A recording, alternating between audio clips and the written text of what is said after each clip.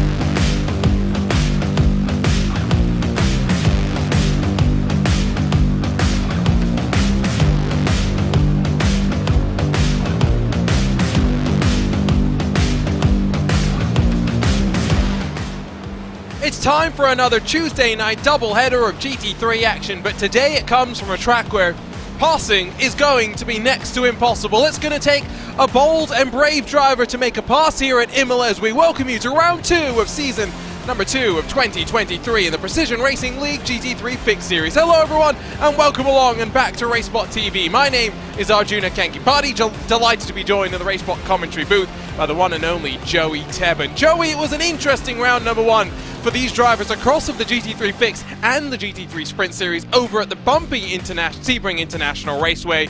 Passing was not impossible there. Here at Imola, it's going to be much more difficult. We were just talking before we went live. Hard to get anything more than a Formula 4 car to get a move done around here. Yeah, we don't like to use the word impossible, or as they say in Italy, impossibile. We don't like to use that word because passing is possible. You just have to be very, very aggressive to do so, and you have to make sure you don't take yourself out in the meantime. Those curbs in the first 2 sequences at Imola, they will break your suspension. You have to be very, very careful and very, very respectful of the curbs at Imola, and survival is going to be your number 1 goal. Before we go to the Red Bull Ring next week, where your number 1 goal is going to be staying within track limits and not getting yourself disqualified by hitting those 17 incident points, then on April 11th, we'll actually travel over to Watkins Glen in the Fixed Series. It's a little bit of a split setup because of some pit lane issues with the track that we were going to. We'll go to Watkins Glen in the Fixed Series, VIR in the Sprint Series, and then everything else will even on out. Yeah, it's going to be fun from there. It's going to be a long road until the end of May when we crown a champion. But of course, with 1 round in the books, the championship standings look well as they finished after round number 1. And so that means Evan Smogor in this Fixed Series leads from Luke Davis, Alexander Abedi, and then Dale Peterson, Eric Hulaga. That's the rest of your top 5. But of course, no sort of expectation that this is how it's going to stay. It's a long season. 2 drop rounds, of course, or rather 1 drop round, of course, of 10 weeks to talk about. That's what will definitely play a factor as well. Team Championship, well, maybe there is a little bit more to be taken from that one in terms of trends and those who were able to stay out of trouble in round number 1, Joey. And it's a new name at the top of the sheets, Flying Lion Racing. They weren't with us last season. They weren't with us the season before. They've really shown everybody up ahead of our defending teams champions in the Fixed Series at Vulture Motorsports. Lunatic Racing did not have the best start to the season. Luke Davis got him a pretty good result in second, but Colin McKenzie, who's actually on provisional pole right now, did not have a very Colin McKenzie week last week. So look for him to be back in form and look for Lunatic Racing to be back in the fight in the teams championship. All about making sure you work together at a track like this as well. Maybe draft can play a little bit of a part in helping people to work their way on through. Before we get started with the on-track coverage with drivers rolling already for qualifying, let's talk you through those that make all of this happen, starting with Advanced Sim Racing. Owned and operated by passionate sim racers, Advanced Sim Racing designs and builds the sturdiest and most durable aluminum profile racing simulation cockpits available in the market today. All PRL members also get a 5% discount on ASR products using the Precision 5 coupon code. Racebox offered mid and high-end button boxes for sim racing enthusiasts, from the casual gamer up to the most meticulous sim racing driver. Competitively priced and carefully handcrafted, our button boxes are an enjoyable addition to any sim racing setup. Visit RaceSpotTV.com and get a 5% discount using the Precision 5 coupon code. Butt Kicker products add incredible immersion and realism to every game. Feel every nuance and truly put yourself in the driver's seat. Mechasim Hardware is a small company from the Czech Republic, and their goal is to produce high-quality sim racing hardware. If you are looking for a high-end pedal set, handbrake, or sequential shifter, visit Mechasim Hardware's eShop right now to get yourself up to speed. Moradness is a performance lifestyle brand motivated by motorsports and founded by professional race car driver Daniel Morad. For more information, visit moradness.com. Better futures start now. Trade the world's future markets with NinjaTrader. Visit ninjatrader.com to access unlimited free trade simulation. Qualifying already underway, and as Joey mentioned, it is Colin McKenzie that currently sits on top, but it's less than a tenth of a second that separates him from Eric Kulaga, that in the Ford GT currently runs in second, Joey. The Ford succeeding in Italy. I'm feeling a little bit Ford versus Ferrari right now, even though it is Ford versus Audi. It is very, very even, though. In the top 5, it's Audi, Ford, Audi, Ferrari, Porsche. Then in 6th is a McLaren with Andre Bonatti. In 8th is the BMW at the moment.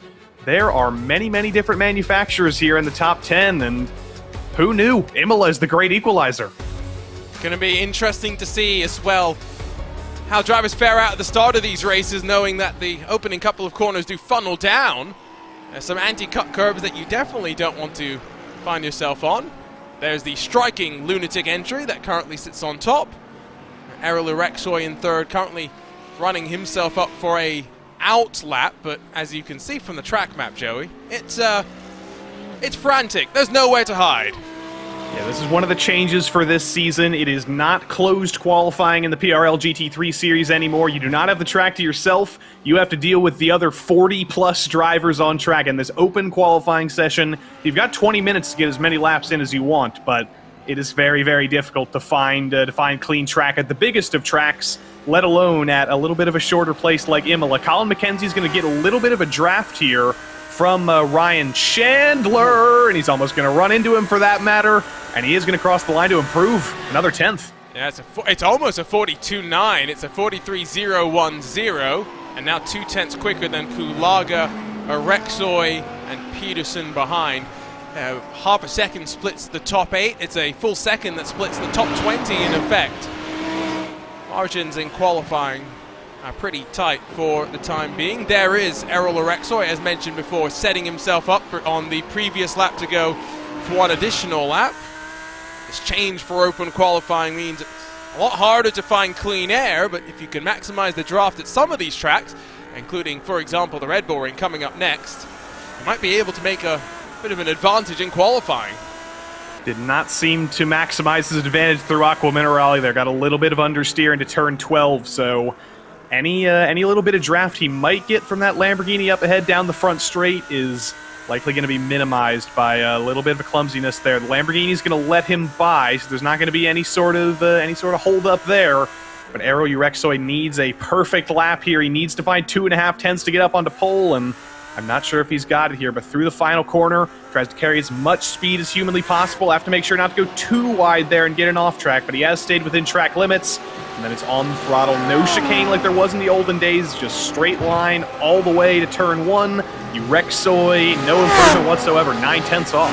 Justin Delano, though, went up to 4th, so he managed to find an improvement in his Porsche 911. I saw Ethan Bass already jumping into the YouTube chat.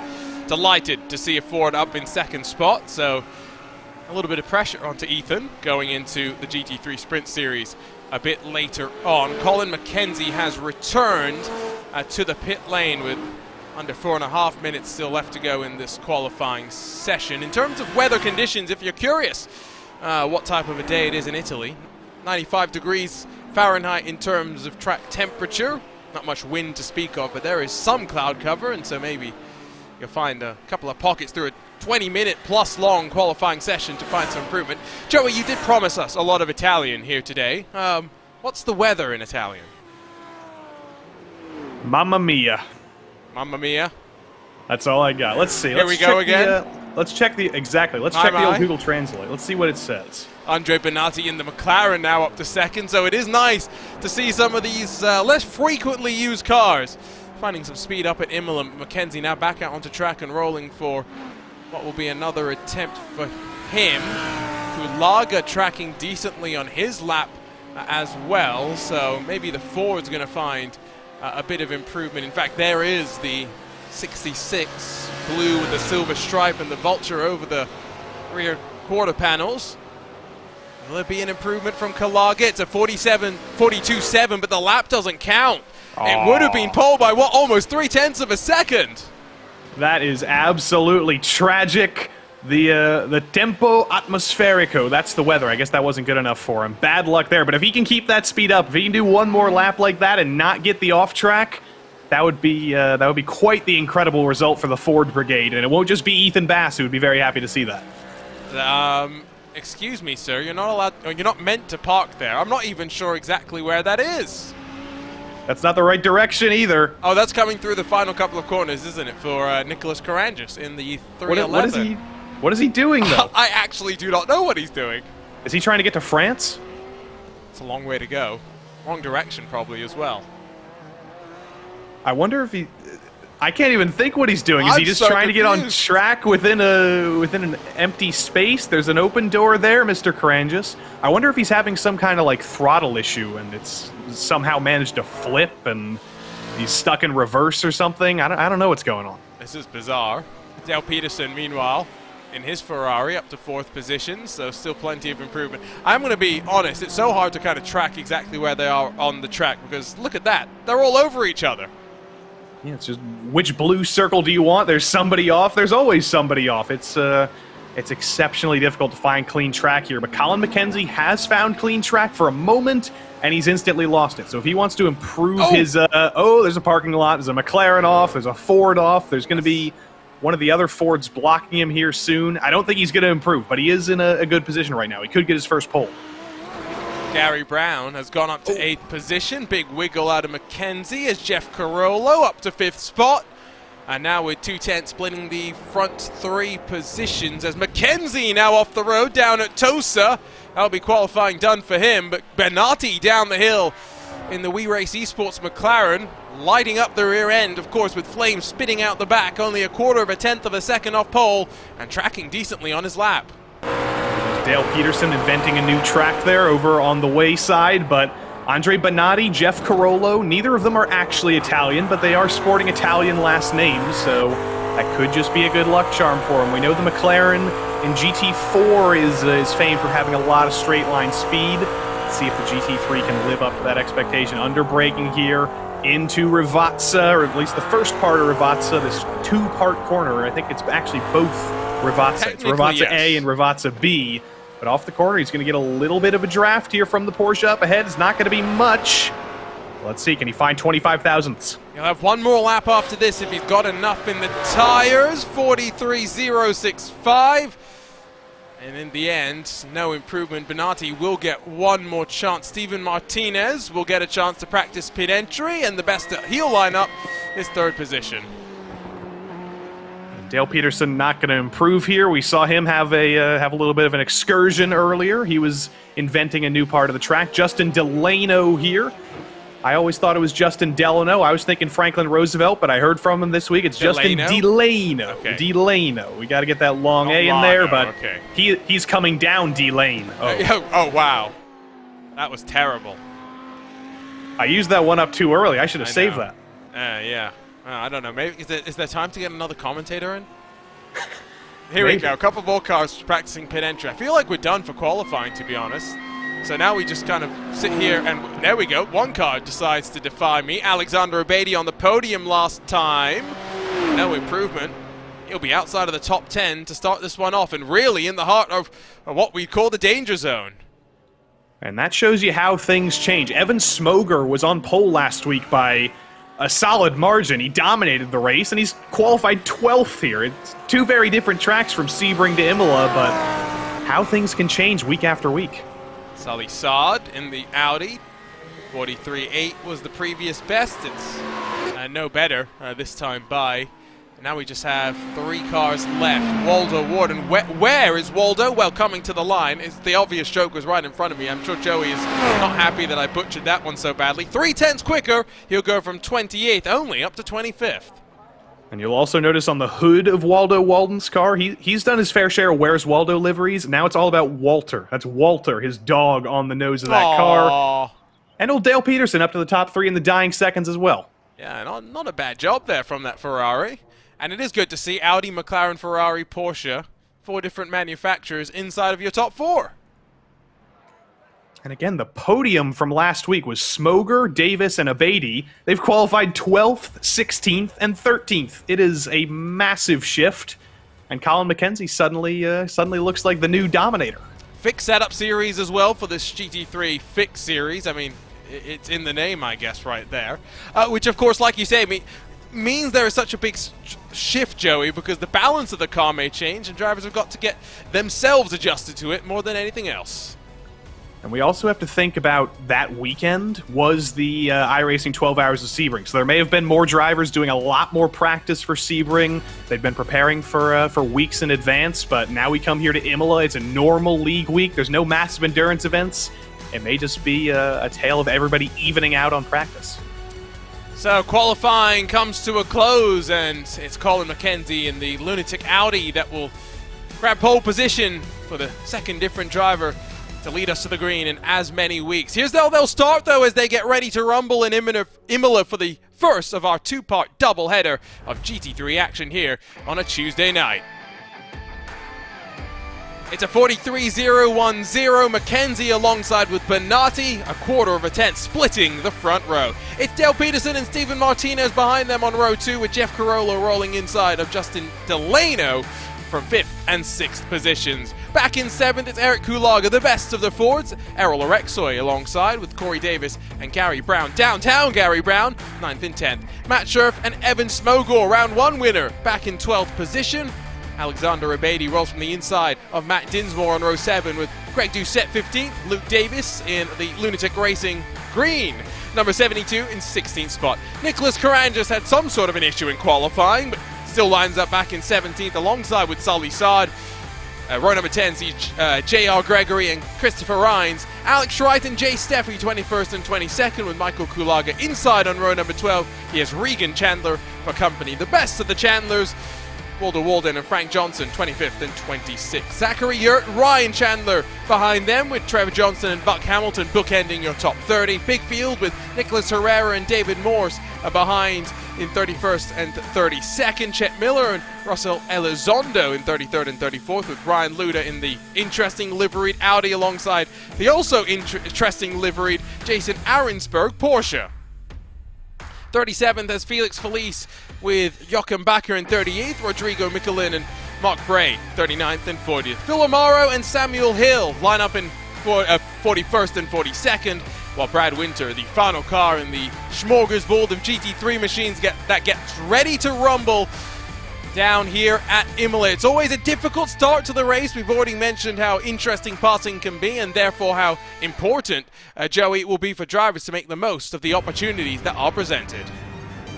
And you'll see a lot of these drivers getting very, very aggressive on lap 1 because of that reason, because they know that passing opportunities are going to come at a premium. You need to take advantage of the opportunities you get when you get them, and when you're going to get them most effectively is going to be on lap 1. So when the field files into Tamburello for the first time, expect to see a lot of drivers getting very, very aggressive. You've got to leave people room to go side by side through there, but you also want to hang on to your position. Last week was crazy. I'm just hoping this week's a little less crazy, so our replay machine doesn't get as much of a workout. It's Colin McKenzie and Andre Benatti. Audi, McLaren front row with a Ferrari and Porsche stacked up behind. Already a checkup with the green not yet in hand, but we're racing in Imola for round 2 of the Precision Racing League GT3 Fix Series 2022 Season 3. Down in towards turn number 1. It's single file inside of the top 4, but shaping up to the inside. It's a battle for 5th position as Jeff Carollo tries to work his way past Justin Delano. Nothing doing there as they filter their way up now into the second of the chicanes, but a tiny start through the field. Couple more side-by-side moments outside of your top 20, but rolling into the hairpin at Tosa, it's McKenzie that still leads. Everybody being very, very kind to each other, but this is the heaviest braking zone yet into Tosa. A short little straight after Villeneuve, and there goes downtown Gary Brown around, I believe. He's collected another Porsche with him, and they're piling him. It continues to stack itself up. There is downtown Gary Brown, who's trying to find a way to roll himself back out onto track, but you get the feeling that that car definitely going to be worse for the wear. McKenzie, Benatti, Peterson storming away with the top 3 now, 2 and a bit odd seconds clear of Carollo behind. They rumble their way up into the final sector. This is unprecedented territory for Colin McKenzie. That was his first pole ever in the PRL. This is his first lap led ever in the PRL, and that is the ultimate pressure. I've felt it before, leading a race for the first time ever. You're very susceptible to mistakes. If you're looking at your relative, you're thinking, this could finally be the one. You got to make sure to keep cool in the cockpit. Down the hill into 16, 17, and 18. Can see the margin behind Dale Peterson already. Likely thinking about the fuel margin. Don't forget, we'll expect to see the cars down in towards the pit lane. And already Peterson with a spin. Is that a commentator's curse or what? McKenzie from Benatti now the 2-car breakaway at the front with 3 seconds behind them. Benatti in the best spot possible. I didn't even really see what happened to Dale Peterson there. That's a kind of a weird place to spin unless you clip the gravel, and I didn't see him get that wide, but I have a feeling once we take a look at the replay, he definitely did get quite wide there, and on tires that still aren't all the way cleaned up and all the way heated up. That can lead to tripping over yourself like that. Looks like it isn't that bad in terms of damage. It was certainly a hard hit to the wall, but he rejoins P20 and looks like it's pointing reasonably straight. He's just got a bunch of bodywork damage. Do you believe in the commentator's curse? Not in terms of Dale Peterson. I mean, it's right there. I mean, the evidence, it stacks up.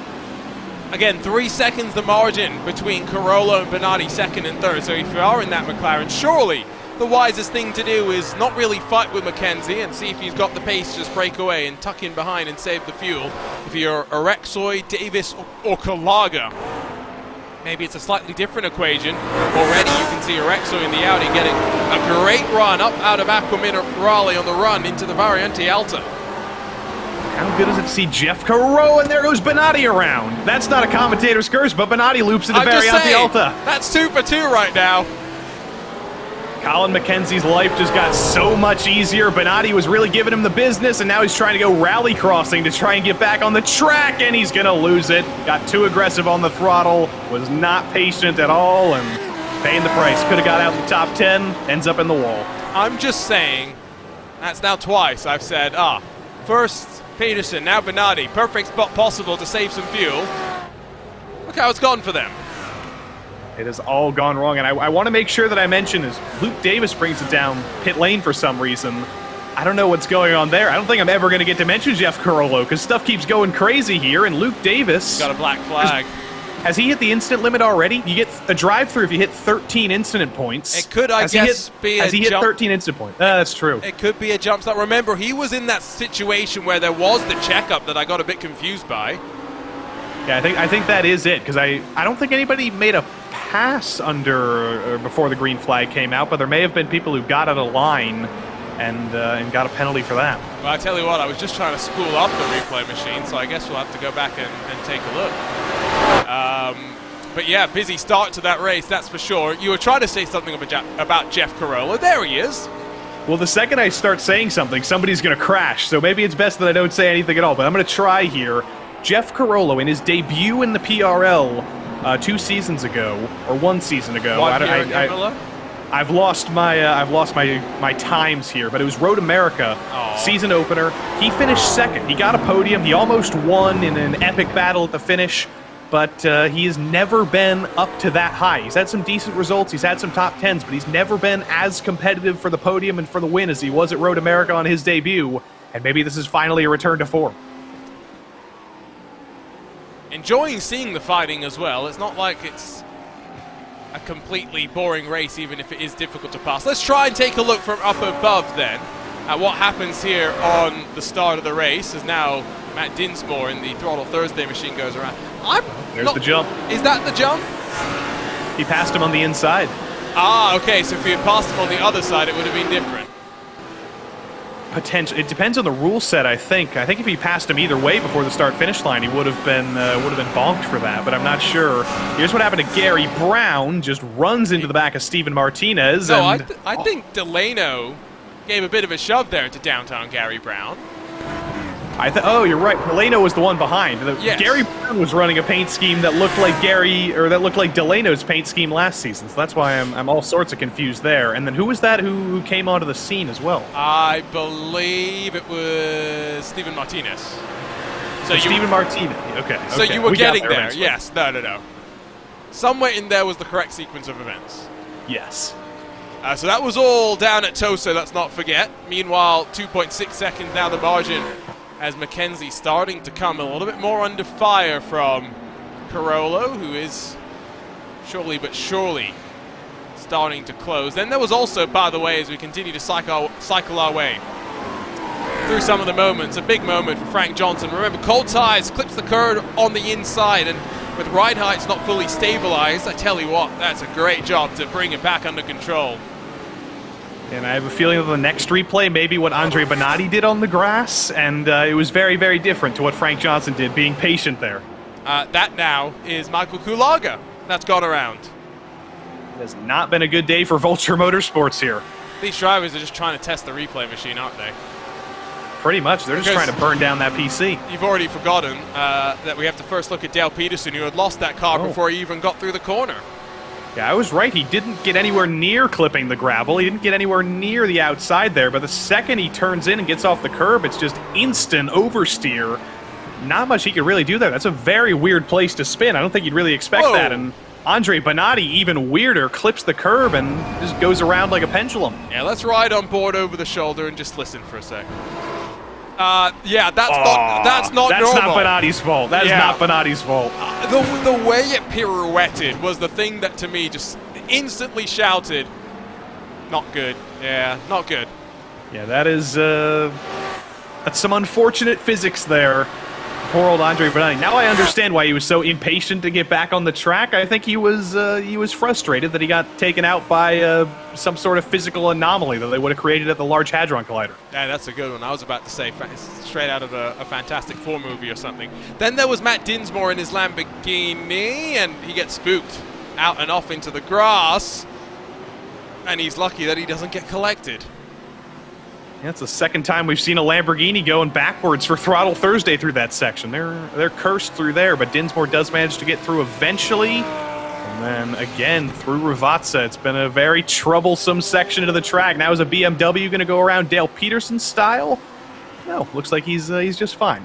Now we'll take a look at how Michael Kulaga got himself all sorts of mixed on up there, because down the hill into Aqua Minerale. Audi's always difficult on the back. Oh, and it's the car in front of him that loses it, and check up Concertina. See ya, Kulaga. Yeah, I believe that was Zachary Yurt in the baby blue Lamborghini, and poor old Kulaga. Sometimes you're just the meat in the sandwich there. There was nothing he could have done there. Just a very, very tight section of the track. But look at Corey Davis here. Luke Davis was second last week, was very, very fast. Corey Davis, who I don't know is related, is taking up the Davis mindset here with a, frankly, beautiful Italian burgundy Lamborghini. Oh, no.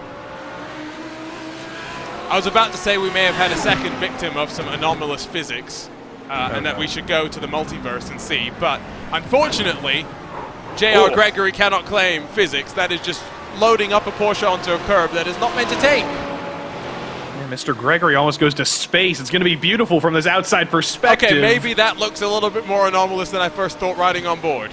Yeah, I'm no physicist, but I think that might be anomalous, and there was only one wheel on the ground by the time he hit that, so I think we may need to get some of our best scientists to take a look at what's happening here. So what the scientists are going to tell us, though, is at least for now, don't hit the curb. No, do not hit them. It's like F1 sometimes. They'll warn the drivers not to hit the curbs because they're destroying the floor. Take that perspective here. Just don't hit the curbs, no matter what. I like it. Let's head back in the pack and check in with the Battle of the Chandlers, because let's be honest, that is the battle that everyone really wants to see. This is the look on board with Ryan Chandler, as he's giving us a slightly different perspective now. Interesting. Unless I'm forgetting. No, it is a different perspective. I think we were on the right before. Now we're on the left, so it's a whole new side of Ryan Chandler. Who could have predicted? And we don't see the phone mount either, so I don't know if he's lost that. But maybe his brother Reagan has taken that over. You can see Reagan in the distance there, right ahead of Dale Peterson. The Chandlers are actually very, very close to each other so far tonight. It's not been as different as it was last week. Reagan Chandler knows that he's on camera, and he knows that I'm going to be biased towards him because I both learned that we share a birthday, and I also learned that we've been saying his name wrong for the past 3 seasons. It's Reagan Chandler, not Regan Chandler, so I owe him a little bit of good fortune. It sounds like he needs to go back to his parents and say, you should have named me R-A-G-A-N. Well, the problem is, if you tune in tomorrow night for the PRL in the Xfinity Series, there's a driver named Richard Regan Jr. who spells his name the same way. Oh, that's true, actually. Oh, Lord. Drivers making our names complicated. This is why in a certain Discord that I'm in, Joe, we have a channel which is just literally drivers pronouncing their own names. As David Morse is sliding down the field into toast a couple of cars, sending it down the inside of one another. It's Frank Johnson that gets in front of Nicholas Herrera, I think, as they wind their way up through the hill. But David Morse went from up in 19th spot to now back in 22nd, and in the BMW had a half-hearted look to the inside there. He's trying to recover in the line here into Aqua Minerale. 2 Ferraris trying to peek at each other right behind David Morse. A couple drivers getting wide. Ryan Luna gets a little bit wide, but let's take a look at what happened to David Morse here through Villeneuve. That's the 88 to his inside, and I think Morse was just trying to be safe. He was just trying to give as much room as possible, and in the process lost about 3 spots. It was a little bit too conservative. Yeah, sometimes you can't afford to be the nice guy in motorsports, that's for sure. Back at the front, now 2.4 or so at the line. Corola's fire-breathing Mercedes trying to hunt down Colin McKenzie with what? Just over 12 minutes complete in the race. Pit stops expected, probably opening up in around 7 minutes time, although David Morse now down on pit lane. You said that maybe just trying to get out of trouble with what happened earlier. I wonder if there's a bit more to the story. I don't know. We'll see if he gets any repairs here. I don't think he will. I think he might honestly just be trying to get out of trouble again. He might just be getting out of that hornet's nest there, trying to find a little bit of clean track at the back of the field, which he will find. And that might be his key to advancing a little bit forward if he couldn't make the overtakes on track. Evan Smogor, our previous race winner. Do love the look of this car, by the way. The Flying Lion Racing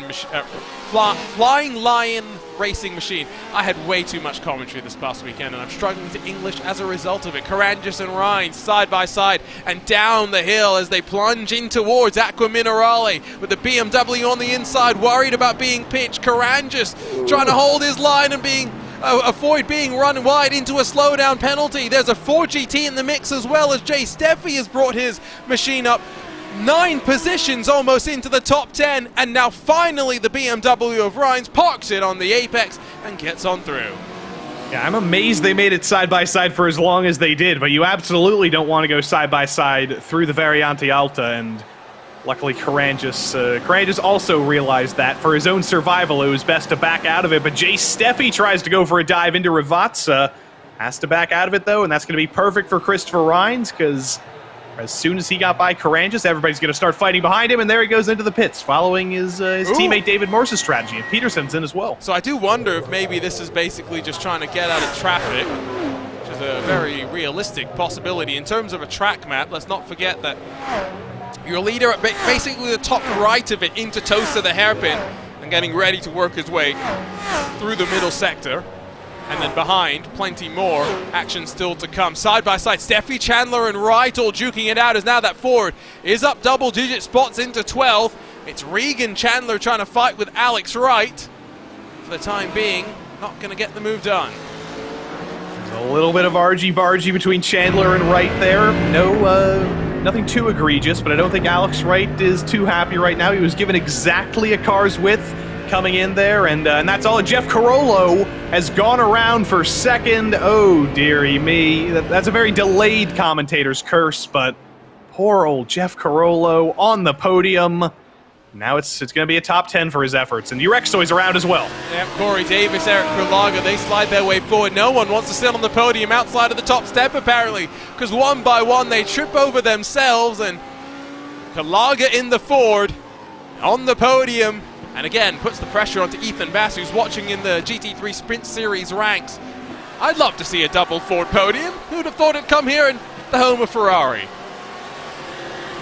See, straight line speed-wise, the Ford might be pretty well off here. See if we can get Corey Davis into Tamburello here for GT in the draft. It's a very wide draft from the Lamborghini, but is Kulaga going to elect to go for a move? He peeks to the inside, he shows his intent, but he's not able to be late enough on the brakes. Davis is going to hang on, and there's more trouble further back. This is Jason Ahrensberg, I believe, getting into trouble. And now Eric Kulaga just tries to re-rack and wait for the next opportunity. Alex Wright is down onto pit lane. We take a look at what happened. Oh, that's a lot too much speed. And there's a corner there, sir. That is a loop-de-loop and pull there, but I'm curious as to what happened to Urexoy, because right after Carollo spins, Urexoy takes what should have been an easy second, and I wonder if he was distracted and blew up Aqua Minerale. Or no, he actually blew up the Variante Alta. Couldn't get it slowed down, had to cut the chicane, had to serve a slowdown for that anyway. And that's how you throw away a second place. That may have just been a case of losing that perspective of the car in front and suddenly forgetting, oh wait, my braking zone is a little bit earlier than I thought.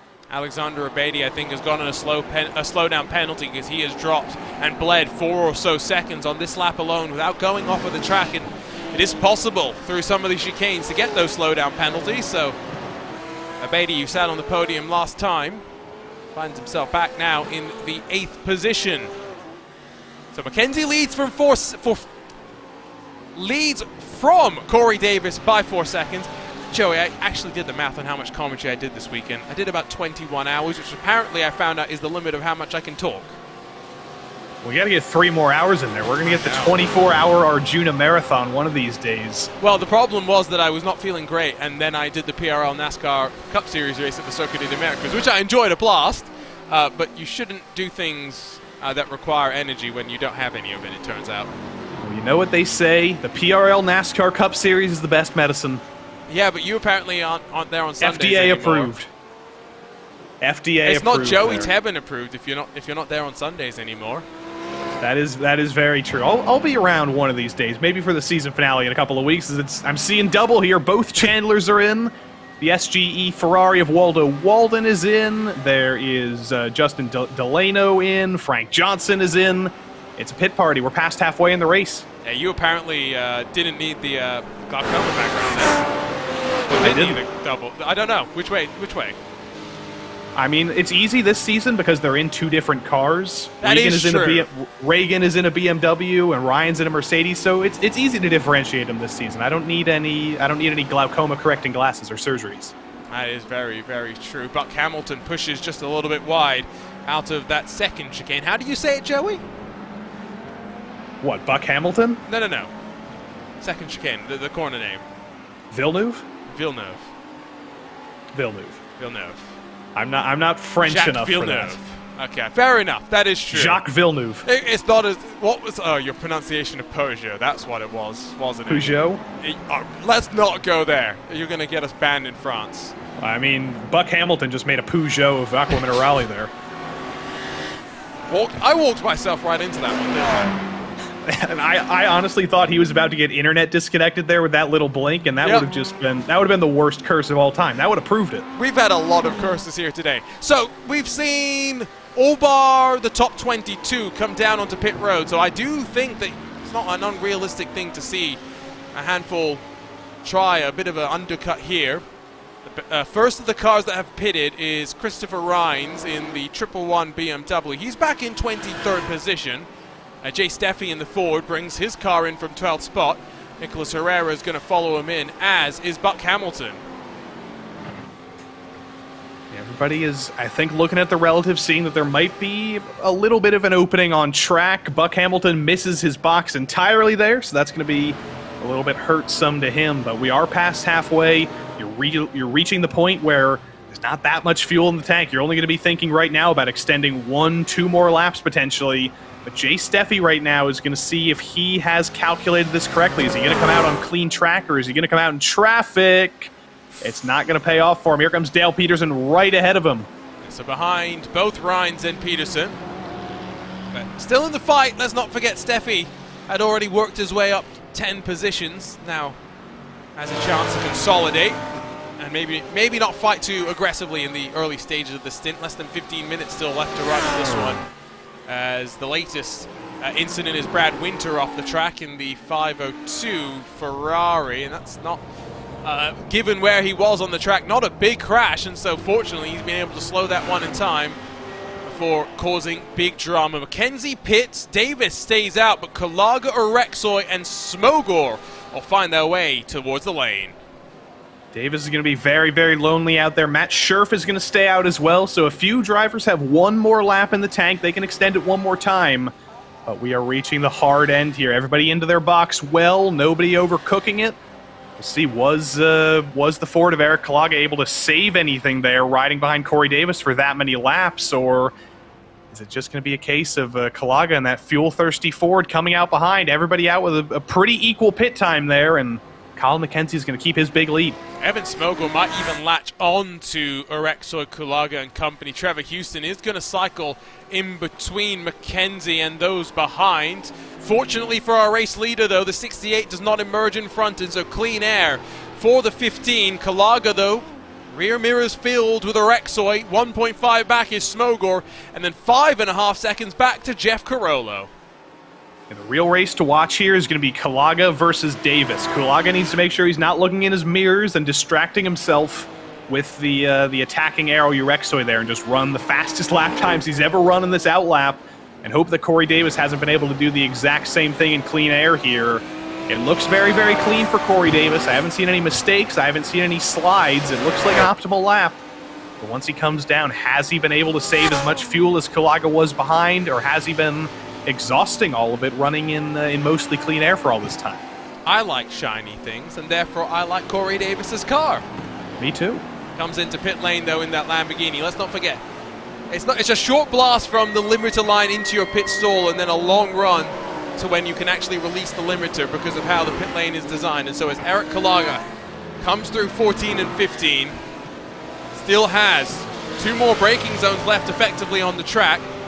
Corey Davis has already found a stall and will get around 12 and a bit seconds of fuel into that car, sliding into the pit stops behind. Sherf Abedi, Doucette, and Saad all finding their way on through. Kalaga out of the final corner. Davis rolls 12.3 seconds in the box. That's 4/10ths faster in the box than Kalaga was, but is that going to matter here? Here comes Kalaga through the first part of the front straight. Corey Davis in that beautiful candy apple red Lamborghini comes out ahead, and it's going to be easily into second for Corey Davis. Kalaga's going to have a little bit hotter tires right now, though, and he will have time to bring that down if he doesn't overcook Tamburello. Colin McKenzie's out in an easy lead, and is that Carangis around again? It's in the same spot that he was in qualifying. Hopefully not for as long. At least he's pointing it in the right direction this time. At least he's not stuck in reverse. Oh, or is he? No, he's good. He's going forward. Seems like deja vu, I'm just saying. It really does, but look at this for third. Urexoy, after his little embarrassing mistake that took him off the podium, he doesn't seem too hurt by it. He seems as inclined as ever to get back onto the podium, and it's not going to be Kalaga versus Davis for second right now. It's going to be Urexoy putting the pressure on for the podium. I wonder, though, if Urexoy with 11 minutes rather, still left in this race, is going to see if Kalaga's got the speed to catch back up to the Lamborghini. McKenzie doesn't have the draft to worry about to Davis. It is really more Davis worried about Kulaga, still within 1.2, and therefore within the drafting range. We've already seen 1 or 2 cars be claimed picked in by these curbs. Here at the Variante Ultimate, it's going to be about maximizing opportunities like that to really shave the tenths off if drivers want to find the passing to be possible at the end of the race. Although, having said that, Corey Davis, 2.1 seconds now off your race leader. Is he looking to try and close on McKenzie? Absolutely. This is not over. 2.5 seconds is... It's a big gap. There's not going to be any draft for Corey Davis, but at the same time, it is not a big gap. And like I hinted at the beginning of the race, Colin McKenzie has never won in the PRL before. And when you're in that position with 10 minutes to go, you've survived the first 25 minutes of the race. You've survived the pit stop. You still have the lead. All you have to do to win this race is run 6 more perfect laps, and then you've got your first PRL win. That's some very, very big pressure, and we've seen many drivers in the past, I'm saying this because I'm one of them, choke in a position of pressure like this. At least you brought it up and I didn't have to. Here's a look. I still got bad memories of Turner Schroll. True. Here's a look at what happened with Nicholas Carangis down the hill. Lamborghini looks settled initially on braking, but not too much speed in, trying to counter-steer and balance the car. Rear end smoking and protests. Around it went. Maybe we're finally learning why they're called Throttle Thursday. Because they can only throttle on Thursdays? That is possible, but on Tuesdays they've been over throttling, and that hasn't been the case season by season. I feel like we rarely used to see Carangis and Doucette getting into accidents, and old Imola has been cursed for them. So clearly they need to rename themselves to Throttle Tuesdays. Maybe less Throttle Tuesdays, maybe Car Control Tuesdays. It's not quite as catchy, but it might be the luck they need. So we need to find a word that starts with T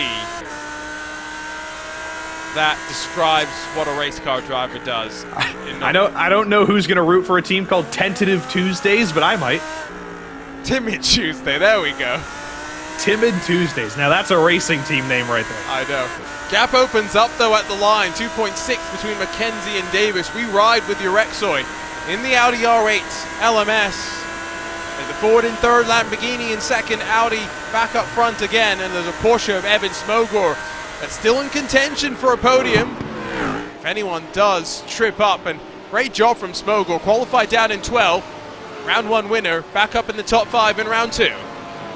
There's some very big traffic coming up here. Colin McKenzie gets through it very easily, but that's Steven Martinez, I believe. No, it's not. It's one of the other Porsches. Jason Ahrensberg has gone a lap down. Lap traffic shouldn't be an issue for these guys coming by, but it depends on where they catch them. If you catch lap traffic through Aqua Minerale, there's basically nowhere they can go. I think it's going to help McKenzie overall in the Lunatic Audi in towards Piratella, and then down the hill into 10-11. Still Davis yet to pass, and he's going to close on Ahrensberg right up into the second part of Aqua Minerale. The Porsche Worst possible place. Runs a bit wide, but I tell you what, Davis made the most out of that and stymied the bleeding to maybe a 10th here or there. Urexoy aggressive up into Variante Alta.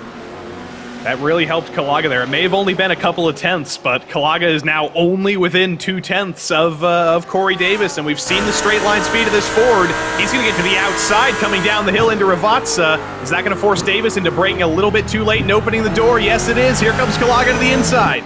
All this means, though, McKenzie runs away side by side out of the final corner. Urexoy in a great spot to pick his moment, follow in the draft. Grunt from Kalaga's Ford. Will it be enough on the run to turn 1? We get a little bit of bump drafting here from Maro Urexoy on Corey Davis. He's not going to go with his teammate. He's going to go with Davis, but into Tamburello here. Can Davis get the braking sorted here? He can, but he can't hold it around the outside of Kalaga. Kalaga gets through, and Davis has to back out of it to not hit those death curbs. Beautiful move through Tamburello on the inside. But now Kalaga still has 6 minutes to hold off the charge from behind.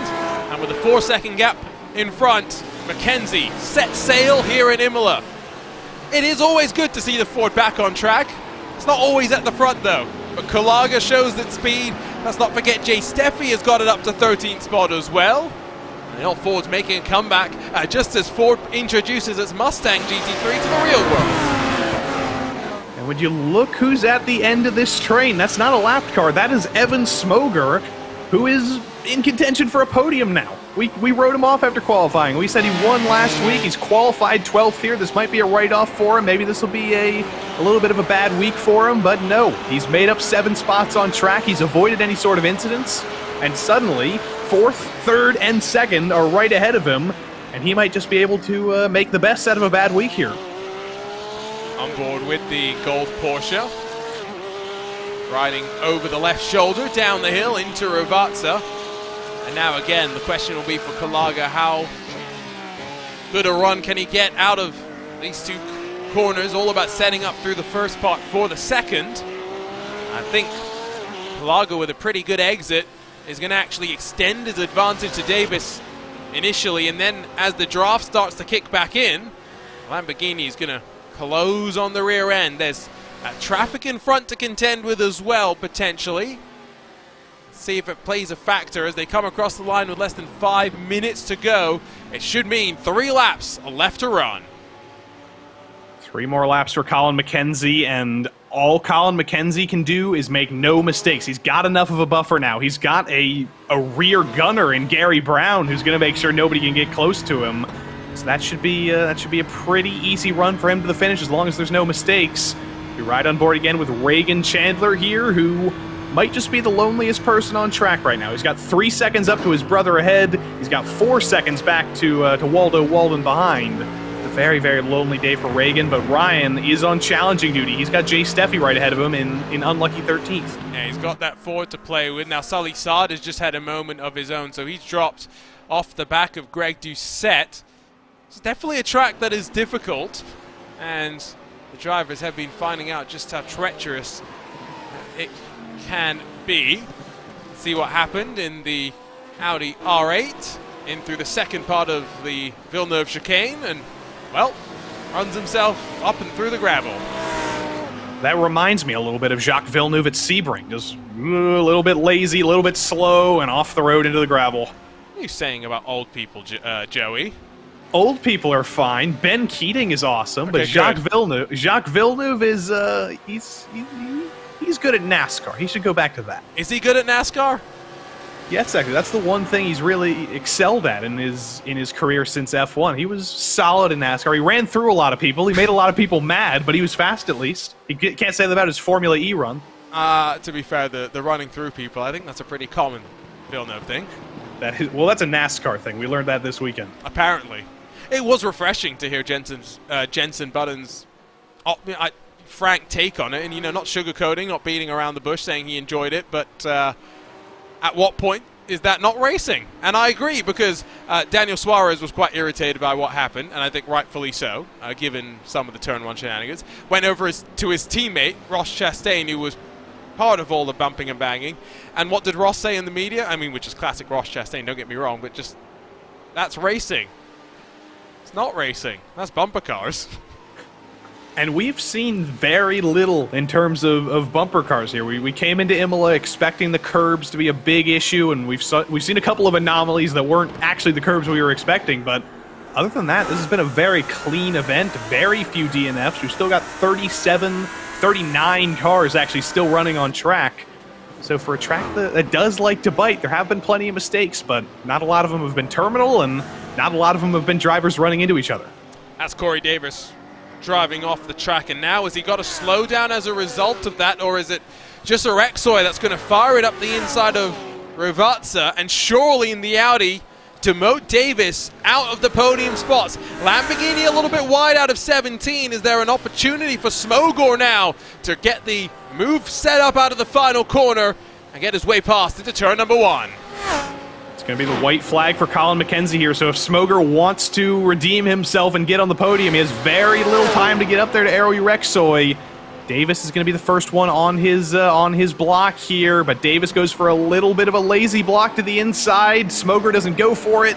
He might be content with 5th, but let's see if he can get a run out of the final part of Tamburello here. Oh, look at that. Really just trying to look forward at where maybe he can use his momentum. Not going to be able to shake it to the inside through Villeneuve, but maybe Tosa's an opportunity. Still too far behind. Half a lap still left to go as they wind up into the hairpin. It's been a great drive, though, for that man, Colin McKenzie. We haven't had to talk much about him. It's always a good thing when you're leading the race. He's got half a lap to go. He's got 2 buffers now. He's got Gary Brown and another lap BMW behind him of Sam Hill, I believe. So there's no worries whatsoever for him. On the top left, though, Smogor, he's going to get aggressive in the meantime. Can he send a dive into Aqua Minerale? Probably not. That wouldn't be smart. But off the corner, he's got a great run. He might be able to go for it into the chicane, if not waiting until Ravazza for the final time. Davis showing that tires are a factor in a 35-minute race. Let's not forget that for the GT3 sprint drivers, it's a slightly longer race that they've got to factor in.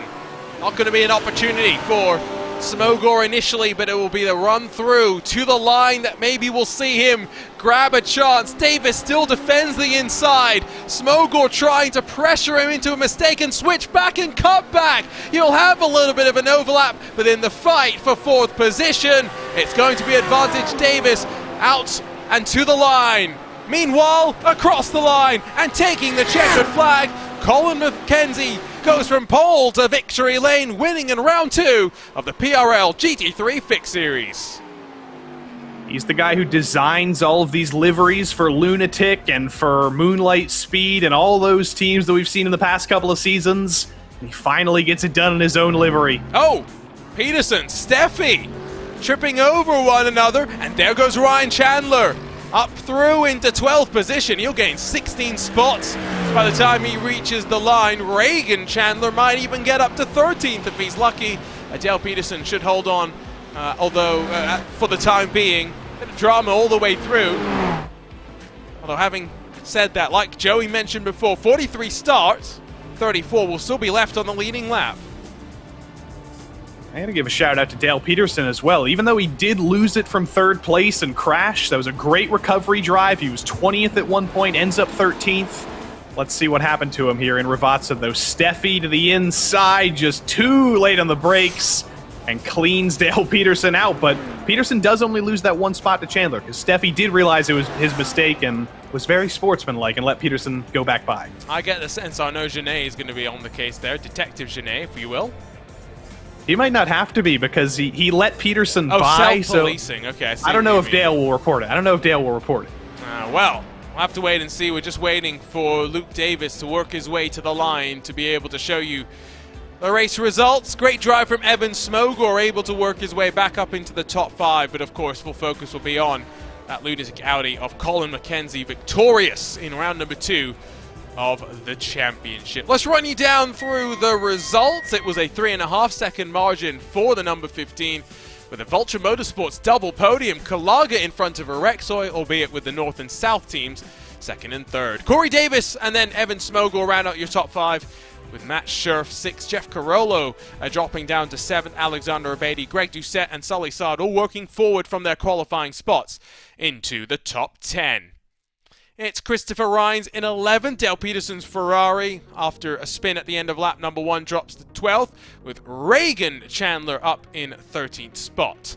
It's then Jay Steffi, Waldo Walden, Frank Johnson, Trevor Houston, Alex Wright, Justin Delano, Buck Hamilton, the top 20. Got confused because I thought we should see Ryan Chandler there, and I was not wrong, but I guess the results getting updated by some automatic post-race penalties. David Morris and then Nicholas Herrera, 21st and 22nd. Matt Dinsmore, Ryan Luna, Jochen Bakker, Nicholas Caranjas, Felix Feliz, Chet Miller, Phil Amaro, and Zachary Yurt, all through the top 30. It's Michael Kulaga in front of Ryan Chandler, and then Luke Davis, Russell Elizondo, Sam Hill, and then Mark Bray all scored within the first lap of your leader. 2 laps down is J.R. Gregory, who required a tow back to pit lane in the closing stages, with Brad Winter, Jason Ahrensberg, and then downtown Gary Brown through the top 40. Michelin, Martinez, and Benatti round out your field here as we get set to head down into our post-race interviews, where Joey Tebben is going to be standing by first, I guess, in reverse order with our podium, with Errol Erexoy. Indeed we will. The first of our 2 Audis on the podium, Errol Erexoy. There was one critical mistake from you that I got to ask you about. What happened to the Variante Alta a little bit early in the race? You know what, guys? I got to be honest with you. I don't even remember. I was hanging on by my fingernails through that whole thing. Well, you still certainly made up for it on the podium after it all. Looking forward to the rest of the season. Watkins Glen coming up, Red Bull Ring coming up. It's your first podium of the season. Is this potentially the Errol Erexoy championship season starting off with this podium? Yes. I think so. This is the same pattern I fell into last season. A horrible opener, a really good finish on the second round, and so hopefully I can keep racking up some podiums, and hopefully you guys don't have to get the Errol Erexoy nickname out of the closet. I will make sure. Last week I had to make good on this week because, I earned it last week, so I had to make sure I didn't earn it this week. Indeed you did. I will not have to break out Aero Urexoy for the rest of the season. Let's book that now. Aero Urexoy, 3rd place. Congratulations to the driver of the number 63, but we got 2nd place here. Eric Kalaga in the Ford, most importantly. How did the Ford vote at Imola? I think that's the question everyone wants to know. Early in the week, I thought that it was not going to be a Ford track. It does not like those curves in that last chicane, but man, she came around. That was good stuff. Hey now. And at the end of the race, it was a little bit train mode there, just trying to hold everybody back. Do you think the straight line speed gave you an advantage, or what was the best aspect? I think I had a little straight end on the Lambo. Arrow was behind me. We were just kind of, playing the let's not let others catch us, and we'll move forward. And it worked out. So I got past the Lambo, and there was P2, and Colin had a great race, man. So he was up there. We couldn't quite catch him, but man, P2 in the Ford. There we go. Yeah, congrats to the podium, and you've made some people in the YouTube chat very, very happy to see that Ford up nice. There. Real quick, I want to thank Absolute Sim Racing, Dan Handover. He helps me with my. I don't want to tell. I shouldn't tell people that. He'll make them faster. No, forget I said that. But Absolute Sim Racing. Absolute Sim Racing. We won't forget about them. Eric Kalaga, 2nd place in the beautiful, beautiful Ford. But the guy who made sure he couldn't make it one better, Colin McKenzie. We've seen you designing these liveries for Lunatic Speed, or for Lunatic Moonlight Speed, all of these seasons, and you finally got the win in your own livery. Was it the luck of the Irish today? Man, I really hope so. Been kind of clawing at it, and for this to be the one is kind of funny. So what changed between last week and this week? Because last week it seemed like a little bit of a struggle at Sebring. Today you were unbeatable. What was the big difference between Sebring and Imola? It was the same scenario as last season. I couldn't qualify. For some reason at Sebring, I can run a consistent lap, but I just can't be fast there. So that just put me back into to the bad mix in the back, and I just got caught up in some stuff yesterday. So start in the front and see what happens. So that's what I did today, and just happy it paid off. Well, it's a first win in the PRL. Those are always sweet, and we will see you next week. See if we can go 2 for 2. Awesome. Thanks, guys. Colin McKenzie, first-time winner in the PRL. Arjuna joined the club. I think that's our 2nd first-time winner of the season, as far as I know. You do like celebrating the first-time winners at the end of the season as well. I've seen your post-season messages. Of course, 25 first-time winners in the PRL last season across all of the series. That's great. How many races did we have last season? Do you know off the top of your head? That's the better question. So there were 11 champions because there were 9 series. 2 of them had Pro-Am splits. Right. So technically there were 90 races. If you consider Pro-Am, there were technically 110 wins in the season. So 25 of them, that's about a quarter that were first-time winners. Not bad. There we go. Quickly working our way through the mental math. Although, again, never trust the commentator's math, especially when it's thrown on the spot. Again, here's a look at the schedule. Joey mentioned it when we first looked at it. Bit of a change-up for, I think it's round number 4, where it won't be VIR for these drivers. It'll be Watkins Glen instead. But next up, it's not different. It's all about going to the very, very fast, wide, open, flowing Red Bull Ring. Plenty of descriptions I'm sure you can have for this one, Joey, but seen open qualifying be an interesting talking point already. Let's see how much more interesting we really want to make it. It's going to be interesting for the drivers, and by interesting, I mean horrifically frustrating, because finding clean track at the Red Bull Ring with a 50-plus car grid is going to be almost impossible. Finding teammates to draft with on the long straights is going to be even more difficult. And I'm just going to be holding out my schnitzel references for when we're in Austria, because things are going to get crunchy. They are going to get interesting, that is for sure. But with one race in the books, it's time to fully focus our attention back over to Imola and now over to the drivers of the Precision Racing League GT3 Sprint Series. The bumps of Sebring over to the challenge of Imola. Very different in terms of the technical setup required, but for the drivers adapting to the challenge is the same. Now we get set for the same sort of run, but now with a slightly longer race and with qualifying proving to be just as important. Here's a look at how the schedule plays out. Identical, of course, barring round number 4. And, of course, most interestingly, of course, the likes of Belle Isle, the Nürburgring Nordschleife, and then, of course, Jerez. New setup challenges for all of these drivers to work their way on through. Here at Imola, Joey, we've had one preview of what to expect with fixed setups.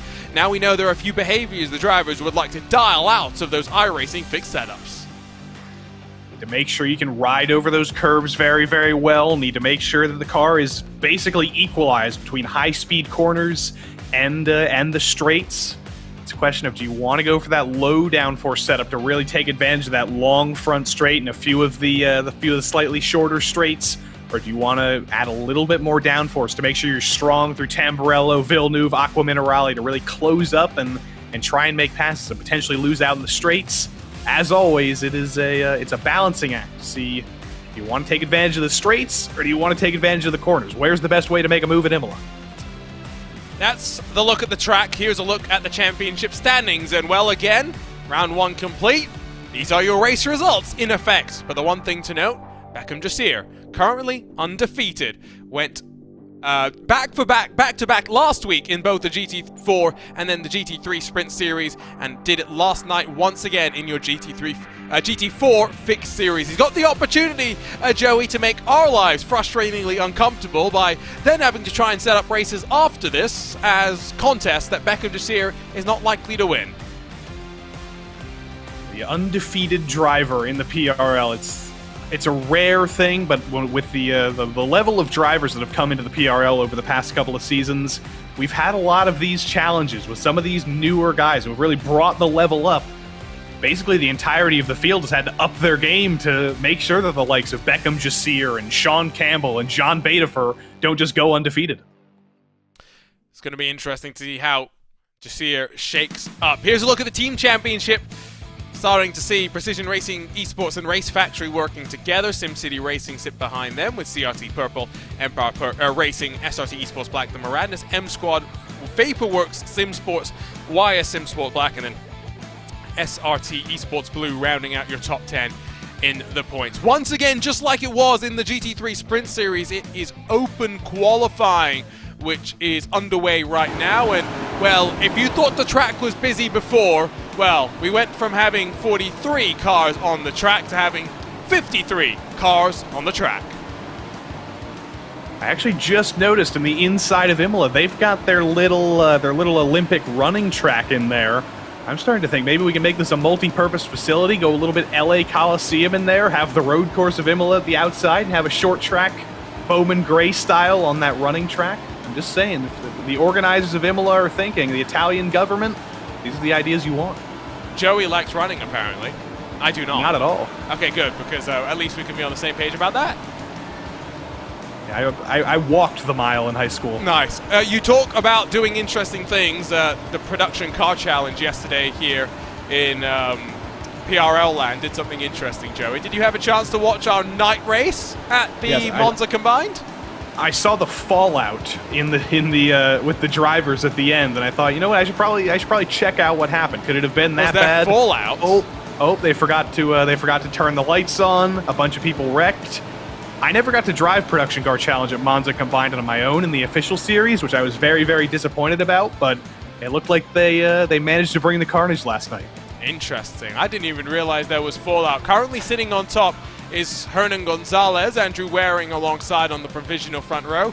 Guess what? Beckham Jasir sits behind in third with Arnaud Genet alongside on row 2 provisionally. Still about 5.5 minutes left to go. If you're wondering what the weather conditions are like for this one, pretty similar as we approach the same time that we checked our conditions over for the GT3 Fixed Series, at least speaking in virtual standard time. 73 Fahrenheit in the air, baking the track to 93 Fahrenheit with 6 mile-an-hour gusts of wind. Not much to speak around about for these GT3 machines that are pretty weighty and therefore aren't going to be blown around too much. Partly cloudy. Again, don't forget, if you can catch the clouds, Joey, you might find a 10th or 2 in qualifying. You might just do that, and I'm thinking history here. The last time we ran Imola in the PRL before today was almost 2 years ago now. It was in Season 3 of 2021, all the way back in June or July of 2021. And the winner in the Pro Series was Alessandro Di Tullio. He's not in this series anymore. He's too busy racing, I believe, in the USF Juniors series and karting. And Nicholas Rubilar finished second in that race, who we know from basically every other avenue of iRacing in Ivra, I believe, and in all the big events. with the team Nicholas Rubelar races for that I should really remember that I don't right now. Arnage competition, of course. Wow. Karl Modov was on the podium. Unfortunately, he's not with us here this season again. But in the amateur series in that same season, on the podium was a guy who is still in the field, Nick McLaughlin. Unfortunately, he's 19 spots lower than where he qualified 2 years ago. A couple of our drivers, as always, giving us a bit of a look on board with them is Abner Acosta, the Tire Whisperer, who enjoyed an interesting race at the Circuit of the Americas on Sunday in the PRL NASCAR Cup Series, finds his way up inside to the top 5. There's Sean Dickinson that has a rather interesting headset on that you can see. Doesn't actually have it plugged in on the left-hand side, only hears audio from the right, as I think that was Ted Lowendick that spun on the pit straight, as Dickinson up to second. Yeah, not distracted by Ted Lowendick dying on a straight somehow. I don't know how that's possible, but it was very disconcerting. Things. I mean, it is. And it's very disconcerting when you see your own face just broadside across the track. Do you want to know what's more disturbing, Joey? I'm sorry. You want to know what I'm being subjected to here behind the scenes by Mr. Lowendick? Oh, I don't even want to look. Where is he on in terms of the running order? 35th position. He's got Joey. He loves Joey on the front now, by the way. Yeah. Unfortunately, he doesn't love Arjuna very much. Oh, dear. Yeah, I've been staring at that for a good hour and a half now. That's a very loose connection. I think we're thinking pizza Italy here, and that's what Ted does. He sees the loosest string of a connection and then just expands it into a beautiful tree somehow. He added more Joey faces onto his car now, didn't he? On the front bumper. Or were they always there? I think they were always there, but I think him and Nick McLaughlin should have learned yesterday, or last week rather, that that was not good luck for them. Both of them had terrible races. Ted's internet kicked him out before the race even started. I think if this race goes bad for both of them, we may have to see an Arjuna Kankapati fan club in the next race. They may it exists, unfortunately. Tyler Maxon has driven a car with my face on it a few times before. Here's more Joey faces. There's Nick McLaughlin. I don't know. There's a JTFC fan club hashtag on the back. I feel like these are all new additions. So they've doubled the number of Joeys on that car. We'll see if that has doubled the speed of the car. I know they're not new. We just didn't see them at all last week because they were horrifically uncompetitive. Oh, okay. I thought you were about to say they just crashed, but that works too. I mean, that too.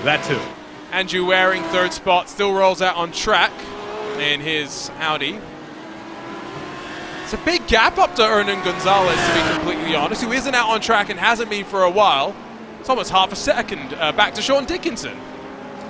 Yeah, it's almost a Sean Dickinson gap from last season. We saw Sean pull incredible gaps that nobody else was able to pull last season, and suddenly Hernan Gonzalez has really turned things up here at Imola in that Mercedes, which we didn't necessarily think would be the car to pick because he's on pole in the Mercedes. The next Mercedes got to go all the way down to Francis Castillo Romero in 16th. He's almost a second off. Kwok-Nin's going Michael Bay or something on us. He's going real artsy on us. You notice how he's got the little bit of shot in the foreground just to like set the mood? Yeah, we noticed that in the GR86 series last season. This guy's like a Hollywood cinematographer here with his FOV. I tried to get Hollywood DJ Clark to give him a connection, but it hasn't happened yet. Wow, yeah, you're right, because it is literally Hollywood DJ Clark. Top three all in pit lane with 40 seconds left to go, so don't expect any improvements out of them. I see that a handful of drivers have been having issues through the course of the day. Ted Lowendick's struggles continue, this time at Aqua Minerale. Just a little bit of rallycross for the Audi, no big deal. Well, actually, it is kind of a big deal because he's currently 37th on the grid, 1.5 seconds off. We didn't see how he died on the straight, did we? We never did see that. Do we have that in the Panopticon? I'm sure I can find it. Here we go. Oh. Oops, I did it again. Indeed. Was he trying to take the chicane there? Was he thinking this was F1 in 1984 and we're going through the chicane? Maybe. Right, qualifying officially has time expired, so drivers get to finish the laps that they're on. Who will find some improvement in the closing stages? Half a second splitting first and second. Currently, no one finding any time. It's pretty crazy. It goes to show the level of the field here. Between first and 53rd is 2.4 seconds from Hernan Gonzalez down to Andrew Sharp. If you go to 51st, it's only 2 seconds between the entirety of the field here. And that is just... that's incredible. I talk about how the field strength increases and increases with every season, and you're seeing it in data. It's getting proven. So Beckham Jasir starting back in 4th, at least for now, and well, guaranteed to be starting at the very highest, up in 4th position. Who else maybe has a chance to improve? Michael Terrafino making that step up, of course, from the GT3 Fix Series. Going to be starting back in 28th. Still struggling in qualifying, but we saw that he worked his way up through the field last week. Can he do the same here? Ryan Pucktel on his way to the line in the bright orange Porsche. Half a tenth of a second found. From 7th, he goes to 5th. Good little run for the F3 AM champion from a couple of seasons ago. Miguel Angel Fonseca in the most easily differentiable car in the field brings it down pit lane. And then, is that a new paint Gonzalo scheme? Cortez. No, it's not. It is a new paint scheme for Gonzalo Cortez, which is kind of unfortunate. He was always the red balloon that was so easy to find on track, and now he's gone all artsy on us. Yeah, Miguel's car is definitely the most obvious now, without a shadow of a doubt.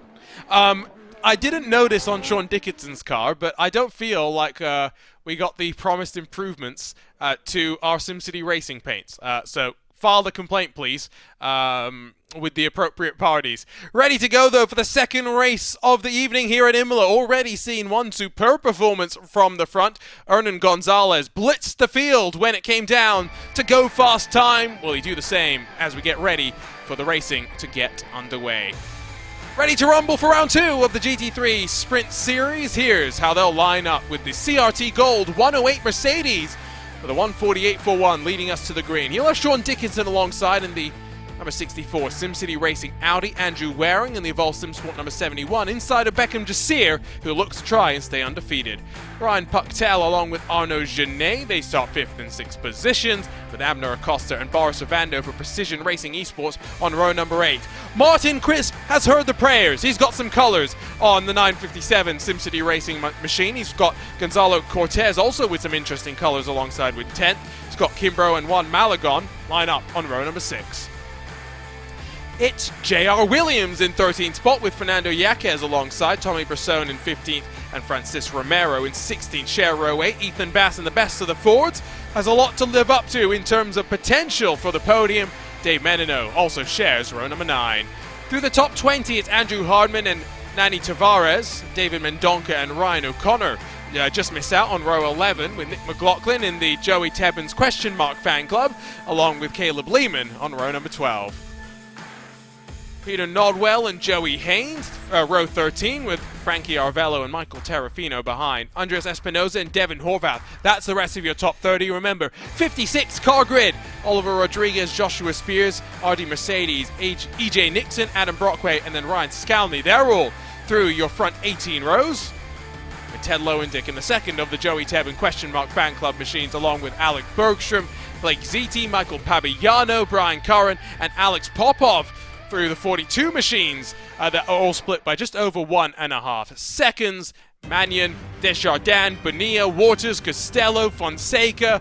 They're rolling on the pace lap, so we'll blast through them all. Nin, Majumdar, Souza, Sandikis, and then, of course, Sharp. The 53 machines that get ready to go here at Imola, Joey. A lot of cars. There's going to be a lot of drivers tripping over each other on lap 1. Or will there be? It was very, very clean on the start in the Fix Series. I know a lot of these drivers did watch that race.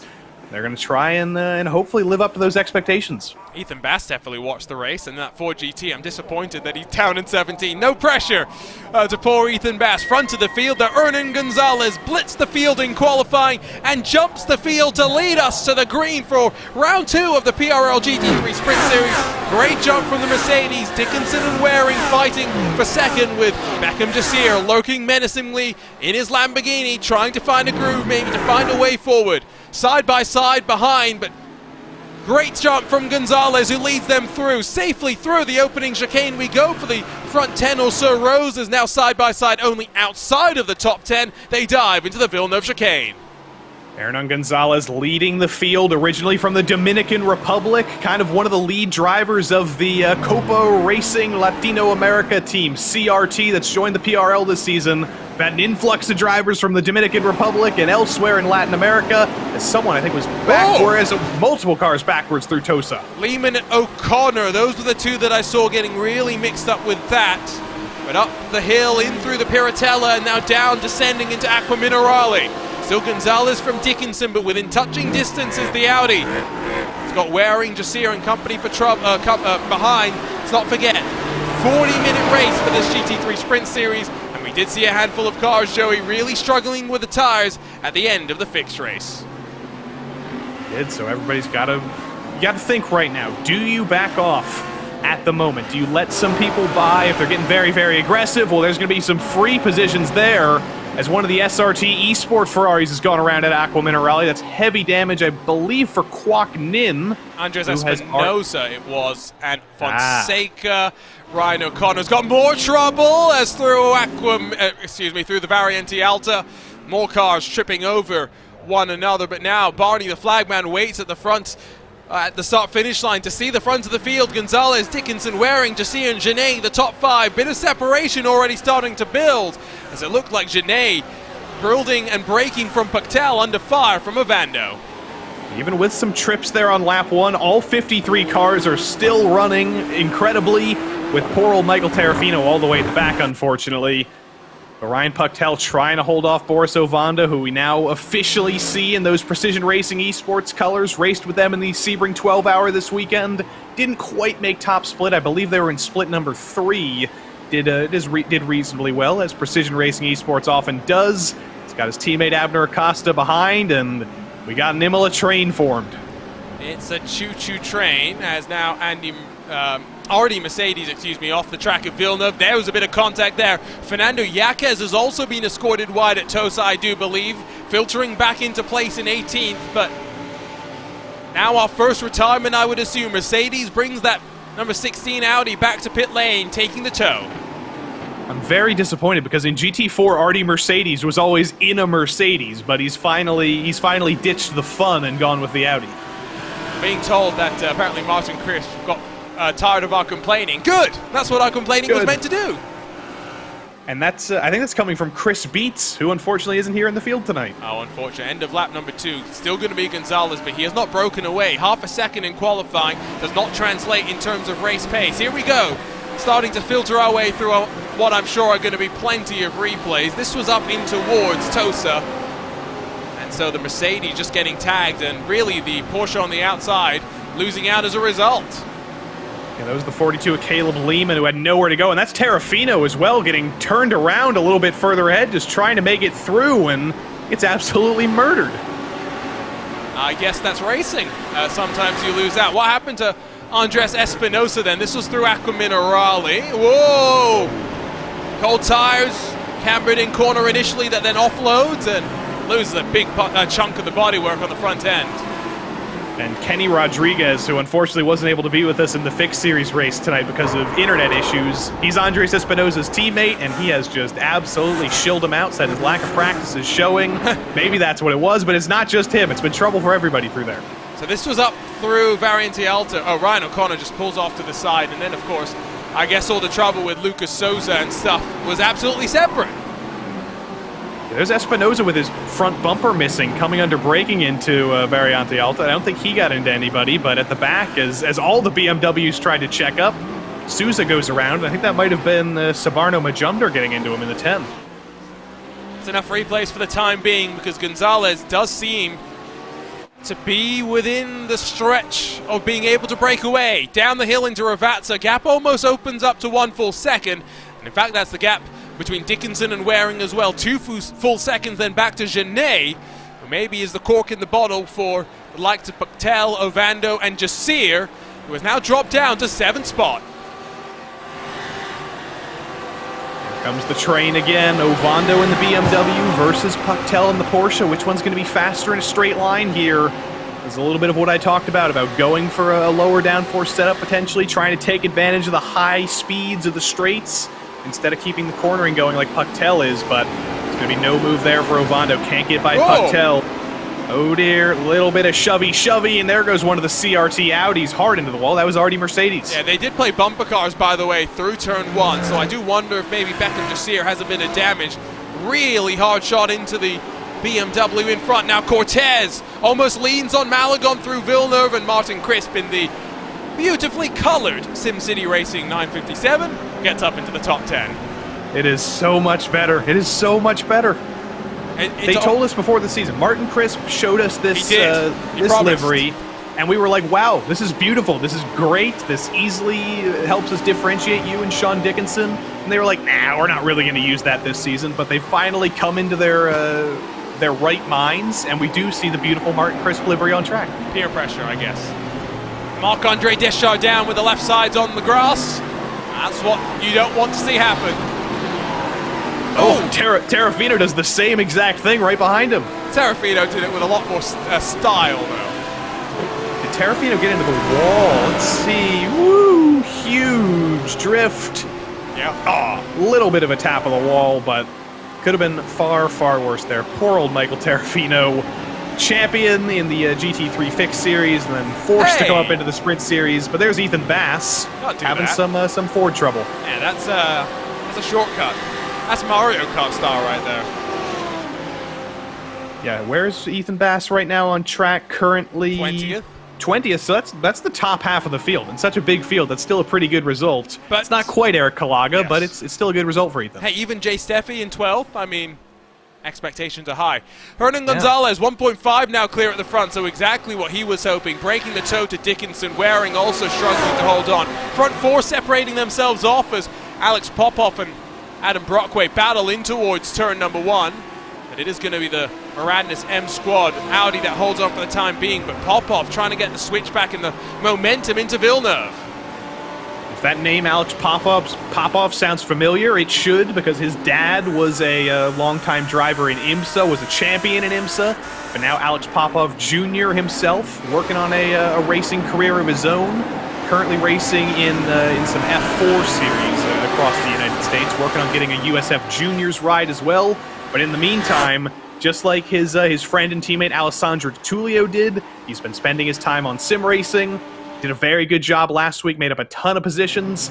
He's got to do the same thing this week, as he qualified, 43rd? His Terrafino's off again. And Ethan Bass is also off again, and somehow has not hit the wall, I think, in that Ford GT. There are some huge tire tracks there, so he's had quite the off. Wait to see what happened to him. But if you're in a Ford, you're asking for it. Sorry, Ethan. I'm just saying. Here we go. Let's start with the Team Beef BMW. Yeah, that's a Dunzo BMW. Worse for the wear. And what happens to Ethan Bass? Down the hill, side. Oh no! Nothing he could do there, if we're being completely fair. No, I think that was Nane Tavares in the Lamborghini that got into him there, and that's the danger of running side by side into Aqua Minerale, but also nothing Ethan Bass could have done there. So, just got hit. I think we've just had a comment in our YouTube chat, iRacing Male Horse Simulator, which I think if I translate correctly in Portuguese, translates to iRacing Death Simulator. Does Melior mean death? I'm pretty sure it does. Well, I got Google Translate open as Ryan Pucktel has just fallen to Melior as well, so that gives me time to open this up. No, apparently it means better. iRacing Better Simulator? iRacing Best Simulator. So that's a question. No, it was a question. iRacing Better Simulator, question mark. Yeah, death in Portuguese is morte, apparently. Okay. That makes more sense. So I was somewhat close. This is, again, I speak English, and very poorly English at that, as people who have been listening to me struggle today have heard. You got the M right, at least. Apparently someone thinks I speak English well enough to give me an award, but apparently that person can't be trusted. What happened to Ryan Puck? Oh, curbage through the inside part of the second section of Villeneuve. And drops down. And in fact, may have got a slowdown penalty because it did take him a while to then get the momentum back and going. He might have got a slowdown for good measure there by cutting the track, as a little bit further back, this is the 7 of Nikos Sanidakis, just having a little bit of a lazy off in the BMW. The BMW always looks big and lumbering. Sometimes it isn't that way. Sometimes it does legitimately handle well, but when you have a lazy off like that when you're Sanidakis, you're thinking, geez, I'm driving a boat right now. Andrew Hardman in the 103 Audi. Spun off the final corner as Tavares and Mendonca, now fighting for 18th position, go hammer and tongs into turn 1. I think you were right. It was the 911 of Tavares that did the spinach of Ethan Bass into Aqua Minerale, bright blue Lamborghini. It's hard to miss that one, although it's not as distinctive as the Joey Tebben Flying Club car behind. I do like that word you use, spinach. Spinach? Spinach, It's that's more my favorite. tasty than spinach. I do like spinach, though, especially when you're in Italy. They do some sautéed spinach, put it in a lasagna. They do know how to deal with spinach, but there is some more spinach further back. Lamborghini and Audi, 2 cars collected. Keep Tony Costello and Keith Bonilla involved. It's been a little bit less clean of a start than it was in the fixed series, but that's the result of having more cars fighting with each other. So now Lucas Souza losing a couple of spots as well. Been pretty dramatic. Let's not forget we had a pretty big pit window to think about in the fixed race as well. I think they'll carry forward. Well, I don't know what Ethan Bass was necessarily thinking there, but I think he's more of a cork in the bottle than some will realize here with that switch back to the inside. Yeah, there was some big contact there, and there was a Mercedes up ahead. I think that might have been... Which Mercedes? I'm looking through my order here to see who that was up ahead, but there's another car involved. But you see Ethan Bass in the back there, in the Ford, peeking to the inside. I don't think there was contact there. I don't think they hit each other. I think that was just Bonilla getting scared and outbraking himself. Let's see if I can... There we go. Break out the chopper. Skyforce 10 here. Yeah, there was no contact there. And then the worst thing was Ryan O'Connor up ahead loses it and makes it even worse. So what I mean by Ethan Bass is the cork in the bottle is by going to the inside, he gets the other car to react defensively and overly commits into the corner. Bass didn't, again, do anything wrong. Poor Ethan. I don't want to pick on him. He's going to listen to this broadcast and think I don't like him. I'll just do my Scottish accent and I'll get in his good graces. So you can throw me under the bus even further. Yes. Gotcha. 3.5 seconds, the margin at the front. It is Hernan Gonzalez who's going to keep things quite boring for us because we're not going to talk about him if he's going to run that dominantly in the front. Sean Dickinson, well, we may talk about him a little bit because he's going to give us his zoom camera, so at least there's a reason for us to throw him up onto screen. Although we have to throw him under the bus because he hasn't given us any colorful colors to look at. Well, we don't want colorful colors on him because Martin Crisp having the colors makes it differentiable. We like colorful colors, just different colorful colors. Well, I think by default this is a pretty colorful livery with the highlighter yellow, which is my personal favorite color to put on a race car. So I'm happy with that. I think Sean Dickinson is fine with his highlighter yellow and black. Martin Crisp can provide some extra CMYK there, as there it is. I think that is every single color in CMYK. So well done, Martin Crisp. I don't envy your printer bill. I'm just saying that you can. More color is always good. Because iRacing, especially because we're not constrained by the rules of the WEC apparently, where all cars have to be black and red, unless you're Corvette, in which case you must be yellow or silver. Yeah, there's purple cars in the field for the first time this season. Well, not for the first time this season. Yeah. We always had the ASR cars and the Unit Sim Sport cars, but with the addition of CRT this season, there have been some beautiful new purple cars. I do like the CRT cars. The good thing is we don't allow custom numbers like they do in the WEC because I've never wanted to throw out more in my life. Have you seen some of those numbers? There's some that are worse than others. I am a fan of the standardized number plates here, but sometimes oh dear. Is that Nick McLaughlin? It is Nick McLaughlin. Joey, it's your fault. Nick McLaughlin, what happened there?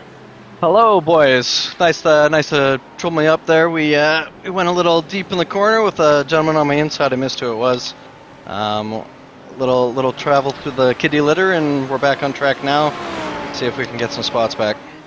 So did you know that last time we ran here in the PRL was almost 2 years ago, and you were on the podium behind Race Liberante and Vincent Trepanier? Oh, man, that was a great series. Those guys were quick. I did not know that, though. That's a fun track. These guys seem to be even quicker, though, so we'll let you get into your whatever, as your lead driver Stewart has gone off. We'll get back to Nick McLaughlin a little bit later on in the race, because there is Arnaud Genet backwards at Ravazza. He was having the best race of many seasons, running in the top 5. It's all come undone. A bit of a seer there to Arnaud Genet down the hill, and now trying to rejoin. Don't think he's got damage, but he's really struggling.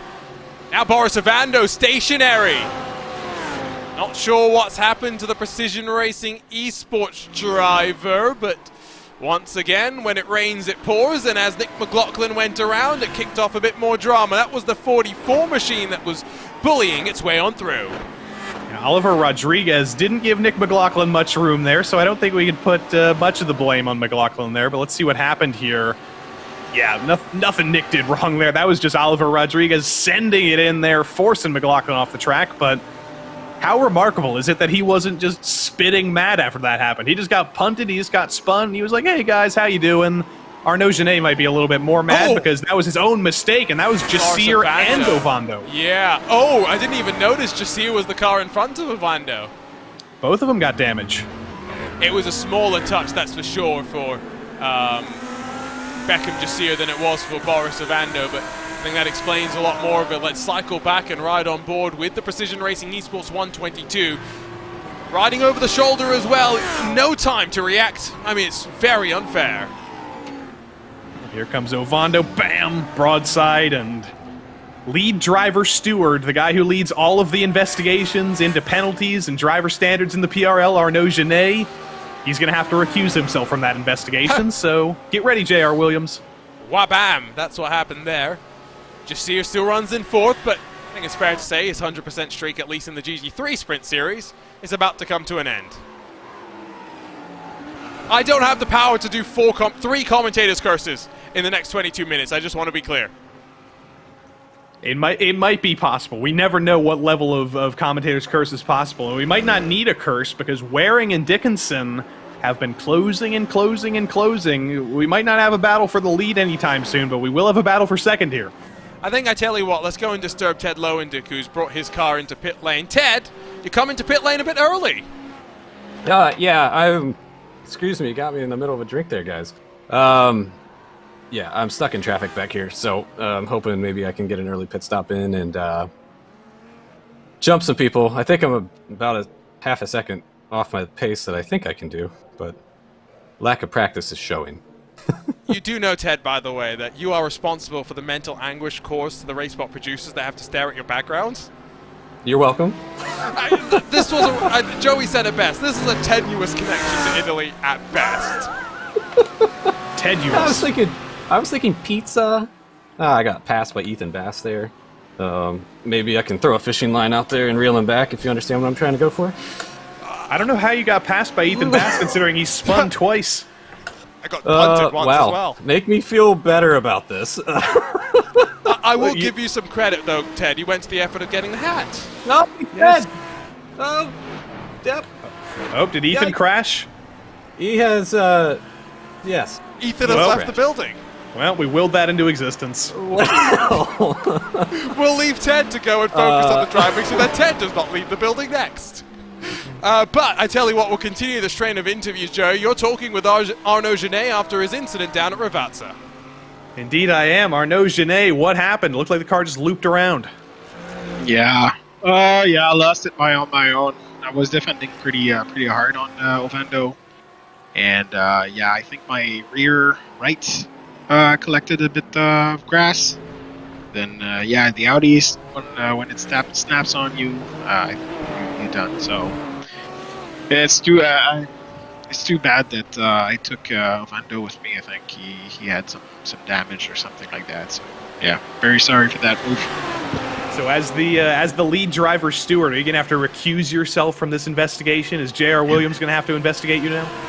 Yeah, absolutely. That's our rule at PRL. So as soon as there's one of the managing people gets involved in incidents, we recuse them. They recuse themselves, and the team has to do their own thing without any overlook from the guy that's been protested. So yeah, that's how we do things at PRL. Very transparent. How about that? Love the sportsmanship here, and we will see you next week, Arnaud. All right, thank you, guys.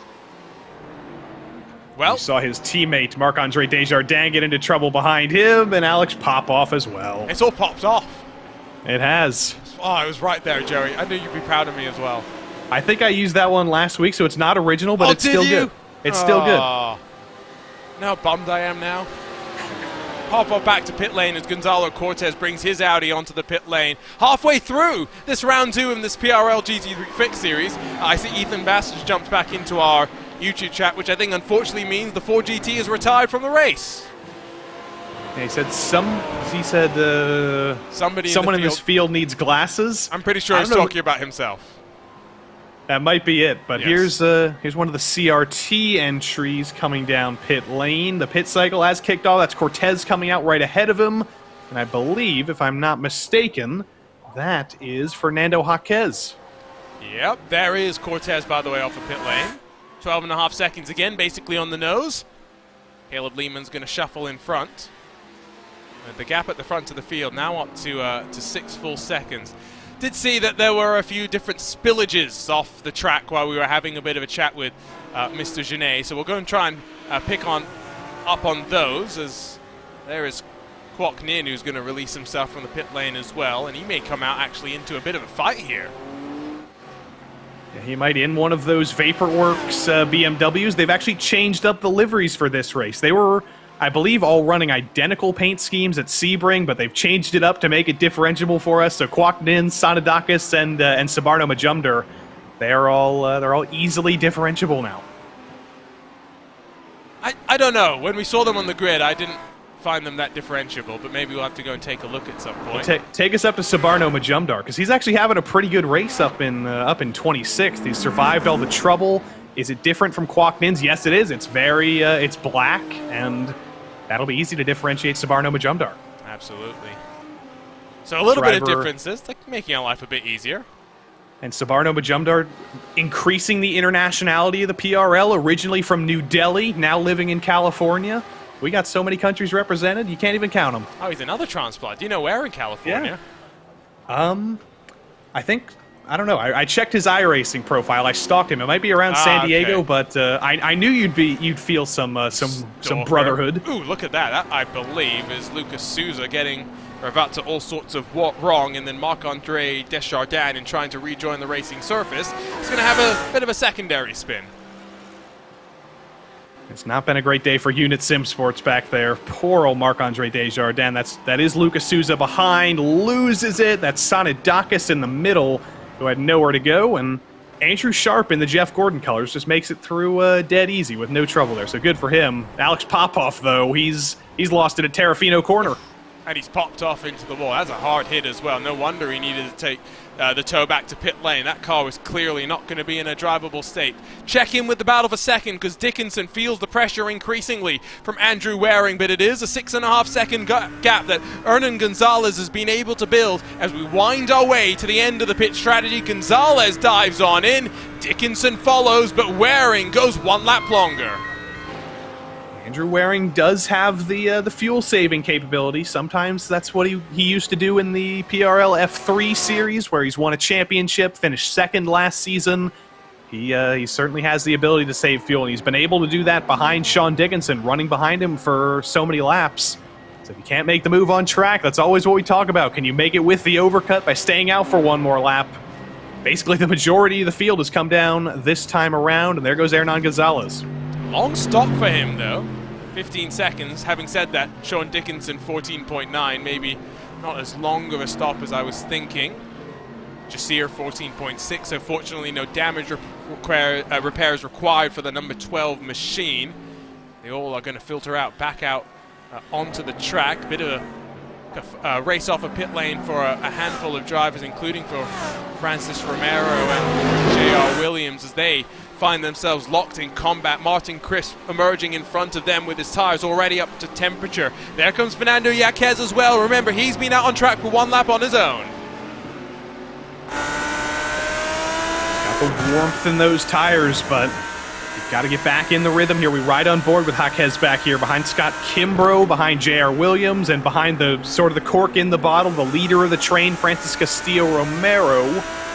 The biggest battle is really 2 cars up there. J.R. Williams is trying desperately not to get into the back of Francis Castillo-Romero, but he's definitely getting held up here. Just the top 4 yet to come down onto pit lane. Deschardin, Waring, Acosta, Malagon, and Puctel. That's a blip on the timing. I think Deschardin just returning to pit lane after what's been a difficult day for him. Waring the one to watch in terms of the battle with Dickinson, who has already come on in. But Romero really just under fire from Williams as they climb up the hill in towards in towards Variante Alta, excuse me. No dive going to come here for J.R. Williams. I don't know how that works, though. If J.R. Williams gets into an incident after Arnaud Genet got into an incident, who picks up the investigations after that? I don't know who's third in the line of succession, but hopefully that doesn't happen. No dive into Ravazza there, but here's the blend. Hernan Gonzalez easily into the lead, but it's going to be Waring versus Dickinson here. Waring's out. Dickinson's got a full head of steam, though. I think Waring is going to beat him. It's close, but in terms of pit stop time, Andrew Waring was 0.2 of a second shorter from cone to cone. Don't think that's where the difference was made. On the in-lap, maybe, Waring able to push just that little bit more. Beckham just here, back down on pit lane, and he's going to drop down outside of the top 20, I think, as a result of that. Drive-through penalty, I would guess, for incident limit. There it is. Remember, he got those 4 incident points when Arnaud Genet spun. And clearly he has abused those track limits a little bit too much. He's picked up 9 more. He's going to be the first victim. We can't track incident points here just because we don't have the ability to do that. But I think he's come under fire for that. And I think Sonidakis is the only other driver who's hit 13 incident points so far. It is easy at the end of the day to get the incident points at Imola. I think a lot of people may think that there's not much runoff, but the way that the off-track system is designed in iRacing, can be possible to pick up those little things. Romero extends a bit of a buffer now to Williams and Kimbrough behind. Relieve himself of the pressure, albeit momentarily. 12 or so minutes to go means that as your leader heads down out of the final corner and runs towards the line, I suspect we're still looking at probably, 8 or so more laps left to run. Something like that. So this is a marathon of a 45-minute race. You don't get very much in terms of breaks here. You got that one long straight, and even then, it's not straight. It's a curved straight. You're still using your arms. You're still steering, so this is quite a physical track. It takes a lot out of you. Doesn't look like it's taking anything out of Hernan Gonzalez, though, because he is all on his lonesome, 6 seconds ahead of Andrew Waring, and he's not even going to be thinking about lap traffic anytime soon. The first car he could lap is the 217, or rather the 7 of Nikos Sonidakis, and he's 40 seconds up the road. He's not going to complain about that. Beckham Desir is back down to pit lane now. Oh. That's not another penalty. That's just, who knows at this point. It's not a penalty. I can't confirm that. But yeah. I don't think he pitted in the first place. I don't think he came down when everybody did, so I think he both had to serve a drive-through, and now he's serving his actual pit stop. I'm pretty sure he came in. I think you're right, because I don't think there's any way he could have gone that long. But he's just done another drive-through. So they're on. Did he accidentally stop in his box, and it determined that he didn't actually serve his penalty? It says there's pit stops on 3 consecutive laps, so I'm pretty sure we're looking at something that's happened. I don't know. Sometimes it's better not to speculate as a commentator because you don't want to be proved completely wrong. I want to be a scientist. I want to know the answers here, but... Oh, I want to know the answers. I just don't want egg on my face. Yeah, sometimes there's things that science can't explain, just like iRacing. Nice. Hernan Gonzalez, by the way, DNF in round number 1. Turns out it helps when you finish. It does. Who'd have thunk it? It's going to be an interesting season after this. Let's not forget Red Bull Ring up next. Then this series visits VIR, right? Yes, the Sprint Series goes to VIR, Fix goes to Watkins Glen. So that will be round 4, bit of a split there. Then over to Belle Isle, Nordschleife, Jerez, America, Zandvoort, and then Hockenheim. Hockenheim's a bit of an interesting championship finale. Oh! Adam Brockway and Kwok Nin both off the road. Oh dear, Ruvatsa, that's where everything's been going on here. This has not been, it's not been a friendly corner. See who is at fault here once we get the old replay machine, and there goes the 50. And Mendonca's been off the road as well, so Blake Ziti has found his Audi difficult to tame. And still difficult to bring... Oh, you were waiting to bring that reference back up, weren't you? It's Italy. He's got to represent his people, and it's not gone well. Still struggling to slip and slide his way back out onto track. So Kwok Nin, Adam Brockway, they came together first, and that would have been down... clobbering down into Ruvatsa there. He got millie-quacked. Millie-quacked. Love it. One more look, and then we can go pick up, I guess, what happened to the Baked Ziti. Bam! Bam, indeed. Kwok and Brock. Now, how high did we turn the oven up here? Quite high, because the right sides came off the ground. Yeah, but those are what we call the death curbs. We call them that for a reason, because just touching one of them instantly destroys that suspension. There's no recovering from that. Once you're over them, you instantly realize you've made a terrible mistake. Here's what happened to the 317 up into Tosa. Is this another late dive? Yes, it is. But a self-inflicted mistake. Fortunate not to get collected by those Jeff Gordon colors. And those Tony Costello. So poor old Tony. He's been one of the drivers, I think, at the back of the field right now. He's just been running into trouble all day. Him, Kwok Nin, Sanadakis, they're going to be very happy when we leave Imola. They're looking at what is, I guess, the fight for 8th position. You've got the colourful Audi at the front of it, and then you've got a colourful Audi in the form of Scott Kimbrough trying to chase down J.R. Williams up towards the left-handed sweeper. Braking just before the 50, down a couple of gears. Careful not to maximize the runoff on the outside too much, because that is definitely where you will pick up incident point one by one. Slow lap for Hernan Gonzalez has meant that the lead gap has come down, albeit slightly. Lucas Souza gets out of the way. Andrew Waring in the Audi is not just pulled away from Sean Dickinson, is closing on your race leader. I think there may have been some lap traffic for Hernan Gonzalez. I don't know who it could have been, but it must have been one of the drivers who was multiple laps down. It might have been Lucas Souza just pulling out of the way very, very early. I don't know what happened there. If you look at Hernan Gonzalez's lap time when he crosses the line, it was a got to refresh my timing here. I think it was a 142. It was not a good lap, but Waring has brought it. Yeah, 141.6 last time though. So it must have been the lap before. Yeah, corrects the mistake or the traffic, whatever it was.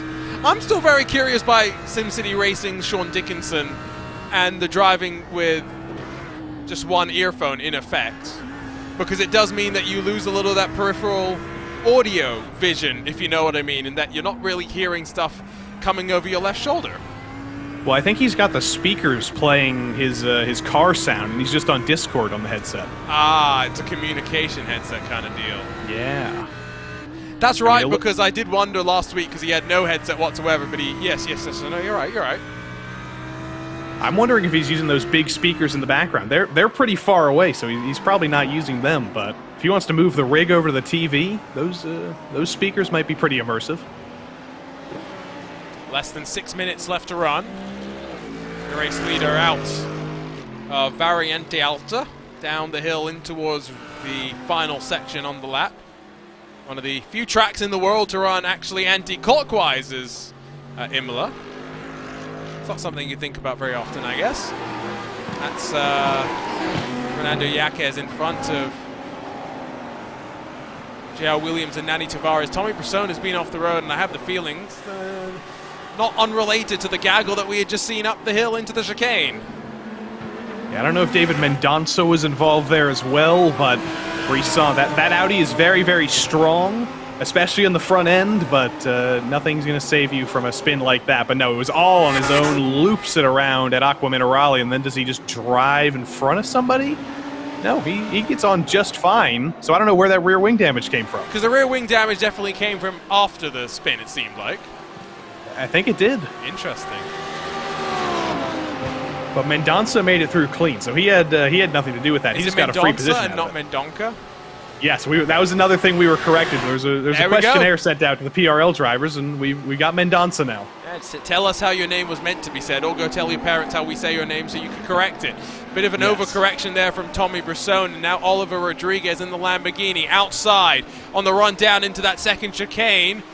Brisson getting swarmed. Our Velo going to be the next to challenge now in the BMW.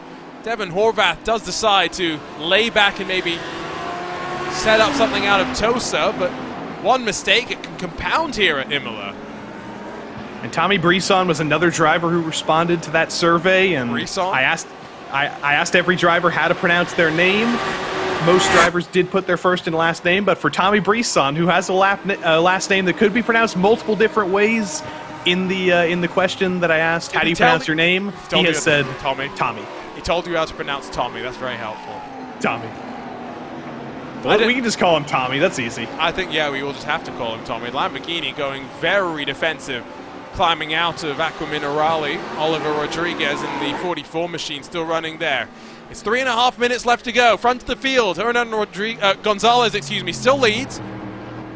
Coming down to what should be the final 2 laps of the race. Waring's still been able to bring that gap down. He has still worn it down just a little bit, but again, I don't think it's going to be enough. I think Gonzalez has backed off just a little bit. He knows he's in control right now. He doesn't need to push at 110%.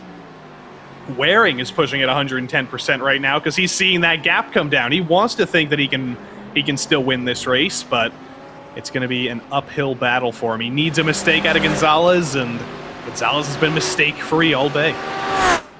Don't think it's totally done and dusted. If you get one slip up in traffic, that could be 2 seconds right there. Where is Gonzalez? Well, he's got a bit of a gap to those in front, so maybe not as close as some may have been hoping. McLaughlin Nodwell nodding back and forth, but now McLaughlin grabbing the spot for the time being. This is for 26th position, fighting up and down. Brisson and Hovarth as well, up out of Tosa. It's Joey Haynes in the third Evolve SimSport Audi as well on the scene in that green alligator, stripey, whatever you want to call it, livery.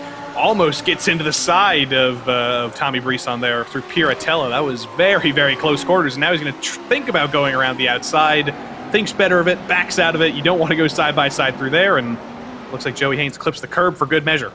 I actually get 2 more laps because here comes your leader across the line with 2 minutes still left on the clock. I don't think anybody's going to have made a fuel mistake here. Everybody knows that there's going to be 24 laps in this race instead of 23, so I don't think anybody's going to run out, but when there is that little bit of only like 9 seconds between taking the white flag and taking 2 laps to go, there could be some drivers who miscalculated their fuel numbers. Up from above, battle for 8th into turn 1. Back behind, Brisson. Off and now back into pit lane. So that's going to be the run coming to a close for the Audi. Now that number 43 classified as finishing in 42nd position. Martin Chris still in front of Francis Romero. It's almost like the colors are helping him out. They absolutely are. I mean, they're not helping him in comparison to his teammate. This has been a Sean Dickinson party in terms of SimCity racing at Imola, but Martin Crisp is doing what he always does, staying calm under pressure, hasn't made a single mistake all day long, even with a very, very hungry pack behind him, and the driver in Francis Castillo-Romero, who can be aggressive, he's made no mistakes. Unfortunately, his fellow Audi, Tommy Brisson, couldn't say the same thing into Calamity Corner. Ravazza, he just loses it too late in the brakes again. Yeah, just right on board, and you'll see balance of the car pitching around into the corner. Wobbly wheel. That was the end of the run for that car. Coming to the line to take the white flag, your race leader, Hernan Gonzalez, but look at that gap behind. It's 2 seconds to Andrew Waring, who's closing, but it will be too little too late. One more trip around Imola left for the Mercedes. It's somewhat worrying for Hernan Gonzalez to be this much slower, because on that last lap, Waring was 1.3 seconds faster than Gonzalez was. Fuel? I don't think he underfueled because he spent more time in the box than Waring did. You could have also been using more fuel initially because Waring true. was tucked up behind Sean Dickinson. I'm trying to Waring come up, is closing. He is still closing. I'm just trying to come up with justifications because this does not seem right. I agree with you. Adam Brockway had another issue in the Moradness M Squad machine. That's not the racing line, I can tell you that much. That gravel's getting a lot of use. Here we go, off the corner, teensy little bit loose, but this is a perfect demonstration of the update that happened a couple of weeks ago on iRacing. Gravel is now a little bit less icy, a little bit less slidey, and it stops cars a lot more effectively and more quickly. Absolutely. It's one of those things that you get so used to as well as a driver. You get accustomed to how the car's going to handle over some of those difficult things, right? And now you've got to reteach yourself some of it. Waring within 1.2 launches over Variante Alta, but only within touching distance. Was it fuel? We'll have to hopefully wait to find out. But after struggling to make it to the end, Hernan Gonzalez goes from the garage to victory lane as he powers out of the final corner. He's pulling to the side and weaving back and forth, all while the margin behind him shrinks, but he doesn't seem to be too concerned. He is now a winner in the 2023 Season 2 of the Precision Racing League GT3 Fix Series. I hope we get to talk to Hernan after this because I am very curious as to what happened there. Was that a calculated effort? Was he just backing off because he knew he could and he didn't have to push 100%? Or was he nursing the fuel? I don't know. 7/10 the margin at the end. Remember, at one point, that gap upwards of, 6 seconds or so? Waring pushed as much as he could. Didn't bring Dickinson with him, it's fair to say as well. Dickinson had to be a little bit more concerned about Abner Acosta, who did close in the Lamborghini number 5 machine, but Dickinson holds on to the final step of the podium. It's a big field, plenty of battles all the way to the line with Alex Bergstrom there getting in front of Ted Lowendick. Got Nick McLaughlin who will be next across the line in front of Peter Nodwell. Majumdar Hardman Jasir, who's going to be classified down in 27th position after not 1 but 2 drive-through penalties, it seems. Sean Dickinson, it's a great birthday present, being up on the podium. Indeed it is. Happy birthday, Sean Dickinson. I'll ask him once he comes around here. He's got those big speakers in the background. I wonder what's his birthday celebration music going to be. What's your birthday celebration music, Joey? I don't know. That's a good question. I'll have to check my Last FM. I'll see what I listened to on my birthday last year. What have we been playing as of late? We've got a couple more cars to come across the line. Blake Ziti's got still half a lap left to go before we can get you some race results. What have you been blasting on the Spotify or music service of choice?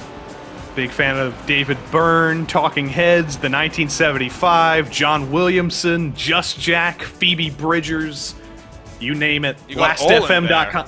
LastFM/Joey Tebbin.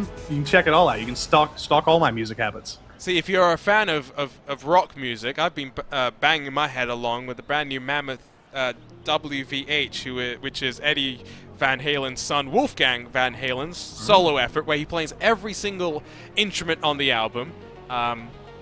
As the kids would say, Joey, as I'm sure you say all the time, it's a banger, dude. Well, if you want an album full of bangers, released, I think, like 2 weeks ago, 100 Gex released the album 10,000 Gex. I did not expect to like it, but that is an absolutely fantastic album. It's crazy. It's insane. I love it. I'm not a sponsor, but I'll give him a shout out when I can. We're still waiting for Blake Ziti to finish. Yeah, Blake Ziti finally does come across the line. Had to come down to pit lane, I think, coming to the white flag, and that's why it took a while for him to finish things on up. We'll grab a look at your race results and then head down to the garage area to grab some post-race coverage. Hernan Gonzalez, well, half a second clear in qualifying. Didn't really pull away initially. Built up the gap, saw the gap shrunk, but he holds on at the very end. Andrew Waring, Sean Dickinson round out the podium with Acosta, Malagon, Puctel, Cortez, Crisp, Romero, and Kimbrough. That, your top 10, just 25 seconds splitting them. Dave Menino in 11th in front of Fernando Yaquez with J.R. William behind. He's going to have plenty, I think, to review in the post-race stewarding report. Nani Tavares, David Mendoza, Oliver Rodriguez, Frankie Arvelo, Devin Horvath, Ryan Scalny, and then Joshua Spears. That's your top 20 with Alec Bergstrom and then the Joey Tebbin Flan Club. Ted Lowendick and Nick McLaughlin 22nd and 23rd. Peter Nodwell in 24th in front of Sabano Majumdar, with Beckham Jasir, Andrew Hardman, Miguel Fonseca, Brian Curran, and Michael Pabiano completing a top 30. Caleb Lehman is scored in 31st, with Joey Haynes, Adam Brockway, Casey Waters, Andrew Sharp, Philip Magnan, Marc-Andre Deschardin, Kwok Nin, Blake Ziti, and then Nikos Sandakis. The first car scored as one lap down in 40th position. Tommy Brisson, EJ Nixon, Lucas Souza, Tony Costello, Alex Popov, Ethan Bass, Boris Avando, Arnaud Genet, Ryan O'Connor, Keith Bonilla, all amongst the many retired cars. Michael Terrafino and Andres Espinosa, RD Mercedes. Those were the first three to fall. Still waiting for the drivers to join us, really, to give us some post-race coverage. Sean Dickinson, though, finishing in third, standing by with Joey Tebben. Indeed he is. The guy who gave us his camera this week, Sean Dickinson. Seemed like the Audi of Andrew Waring has had a little bit more pace in it. What more do you need from the setup? A different track. True. That all and wow, that Mercedes. There was no hanging with that car. It's just gone immediately. But Sean Dickinson, we believe today is a birthday for you, and also we see the speakers in the background. Got a very important question. What are you listening to on those speakers? We don't care about racing anymore. Oh, that's just the home theater. I have other theater. Speakers on my rig. Yeah. Yeah, but what music That's are you my- playing I'm on the just my home living theater? room. What movies? What's going on over there? Oh, country. I like Yellowstone, shit like that. I like car movies, of course, like Rush and Ford vs. Ferrari. So I got to play some good movies. Classic. Congratulations on the podium this week, and we'll see you at Red Bull Ring next week. Yeah, thanks, guys. Sean Dickinson. We do apologize for the language, I believe, in that interview, but we will move on to Andrew Waring, our second place finisher. Seemed like it was a very, very, very close finish at the end there. Do you know what was going on with Hernan? Were you just that much faster? I have no idea what was going on there. As soon as I passed, I was able to get into third, or into second with Sean there at the pit stops, and I started just wheeling in the leader, and I was like, what is going on here? But then the gap behind me was increasing, so I was like, there's this, I don't know, I really had no idea what was going on. It just seemed like after the pit stop and towards the end, our car just switched on completely, and it was in a different race all of a sudden.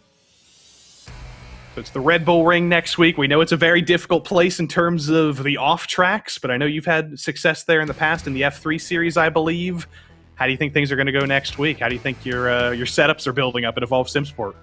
Well, primarily we use a base of, like a bot setup and then kind of build on it. And unfortunately this round we were kind of scrambling at the last minute there when we joined in, especially when we saw that Mercedes doing like a 41.3 or 40.3 or something in practice, just something ridiculous. So I'm quite surprised, but we'll do a better job at Austria and kind of get it nailed down because, strategically speaking from the team manager point of view and team owner, we've always seemed to struggle at these high speed tracks. I think we just seem to not be able to find the compromise of balance and top speed of drag, and it's a tough track, so we'll be on our toes there, and I expect a ton of people. This series is so tight and so many good drivers that it's going to be an absolute really good race, I think. Well, congrats on the podium. I'm forwarding congratulations from your mom in the YouTube chat as well, and we will see you when we get all Austrian next week. Yeah, she's still in the Bahamas, and thanks guys for doing the broadcast and PRL for hosting, and then all my Evolve teammates, Joey and Andrew. We'll see you guys next week at Red Bull Ring, and hopefully another great race. Indeed we will. Evolve SimSport, they had a hellish week last week. We called them Devolve SimSport, but they are back, and they are better than ever. Andrew Waring back on the podium. For the record, you called them Devolve SimSport. Sometimes it's got to happen. It's got to happen. I still want my shirt. I'm trying to keep my chances alive, you know what I mean? I'll let you get in trouble. Let's not forget, like we mentioned, Red Bull Ring up next. That's going to, of course, be 7 days from today, here live again on RaceSpotTV. April the 4th, with coverage beginning with GT3 Fix rolling out at 8:30 p.m. Eastern. Open qualifying once again. I'm just going to circle back to that point because, Joey, it is going to be the defining trait of where you end up starting this race and likely how your first lap is all going to play out. I have a feeling we're going to see a lot of drivers deeper in the field than they expected because of getting held up in qualifying, so I have a feeling that in Austria, I'm breaking out the Google Translate here because we're going to see a lot of traffic, or as they call it in Germany, traffic. Yeah, you didn't break out much Italian today. I was quite disappointed, Joey. I didn't. High expectations next time then, okay? I will break out my Austrian dialect German, and we will have a schnitzel party. It'll be great. I thought you were going to say you'll break out the Lederhosen, but I guess that will do as well. Don't forget coverage of PRL rolls on through the rest of the week. Wednesday and Thursday, plenty more still left to come before on Sunday the action picks up once again to roll into another iRacing week. Another exciting doubleheader of GT3 racing, but we finally gotten through all the drama. 2 worthy winners, 2 new winners to the season, and it all moves now over to the Styrian Mountains to continue. We'll see you next time on RaceSpotTV. On behalf of those behind the scenes, for Joey Tebben alongside myself, Arjuna Kankipati, thank you so much for your company. We'll see you next time for more great PRL action.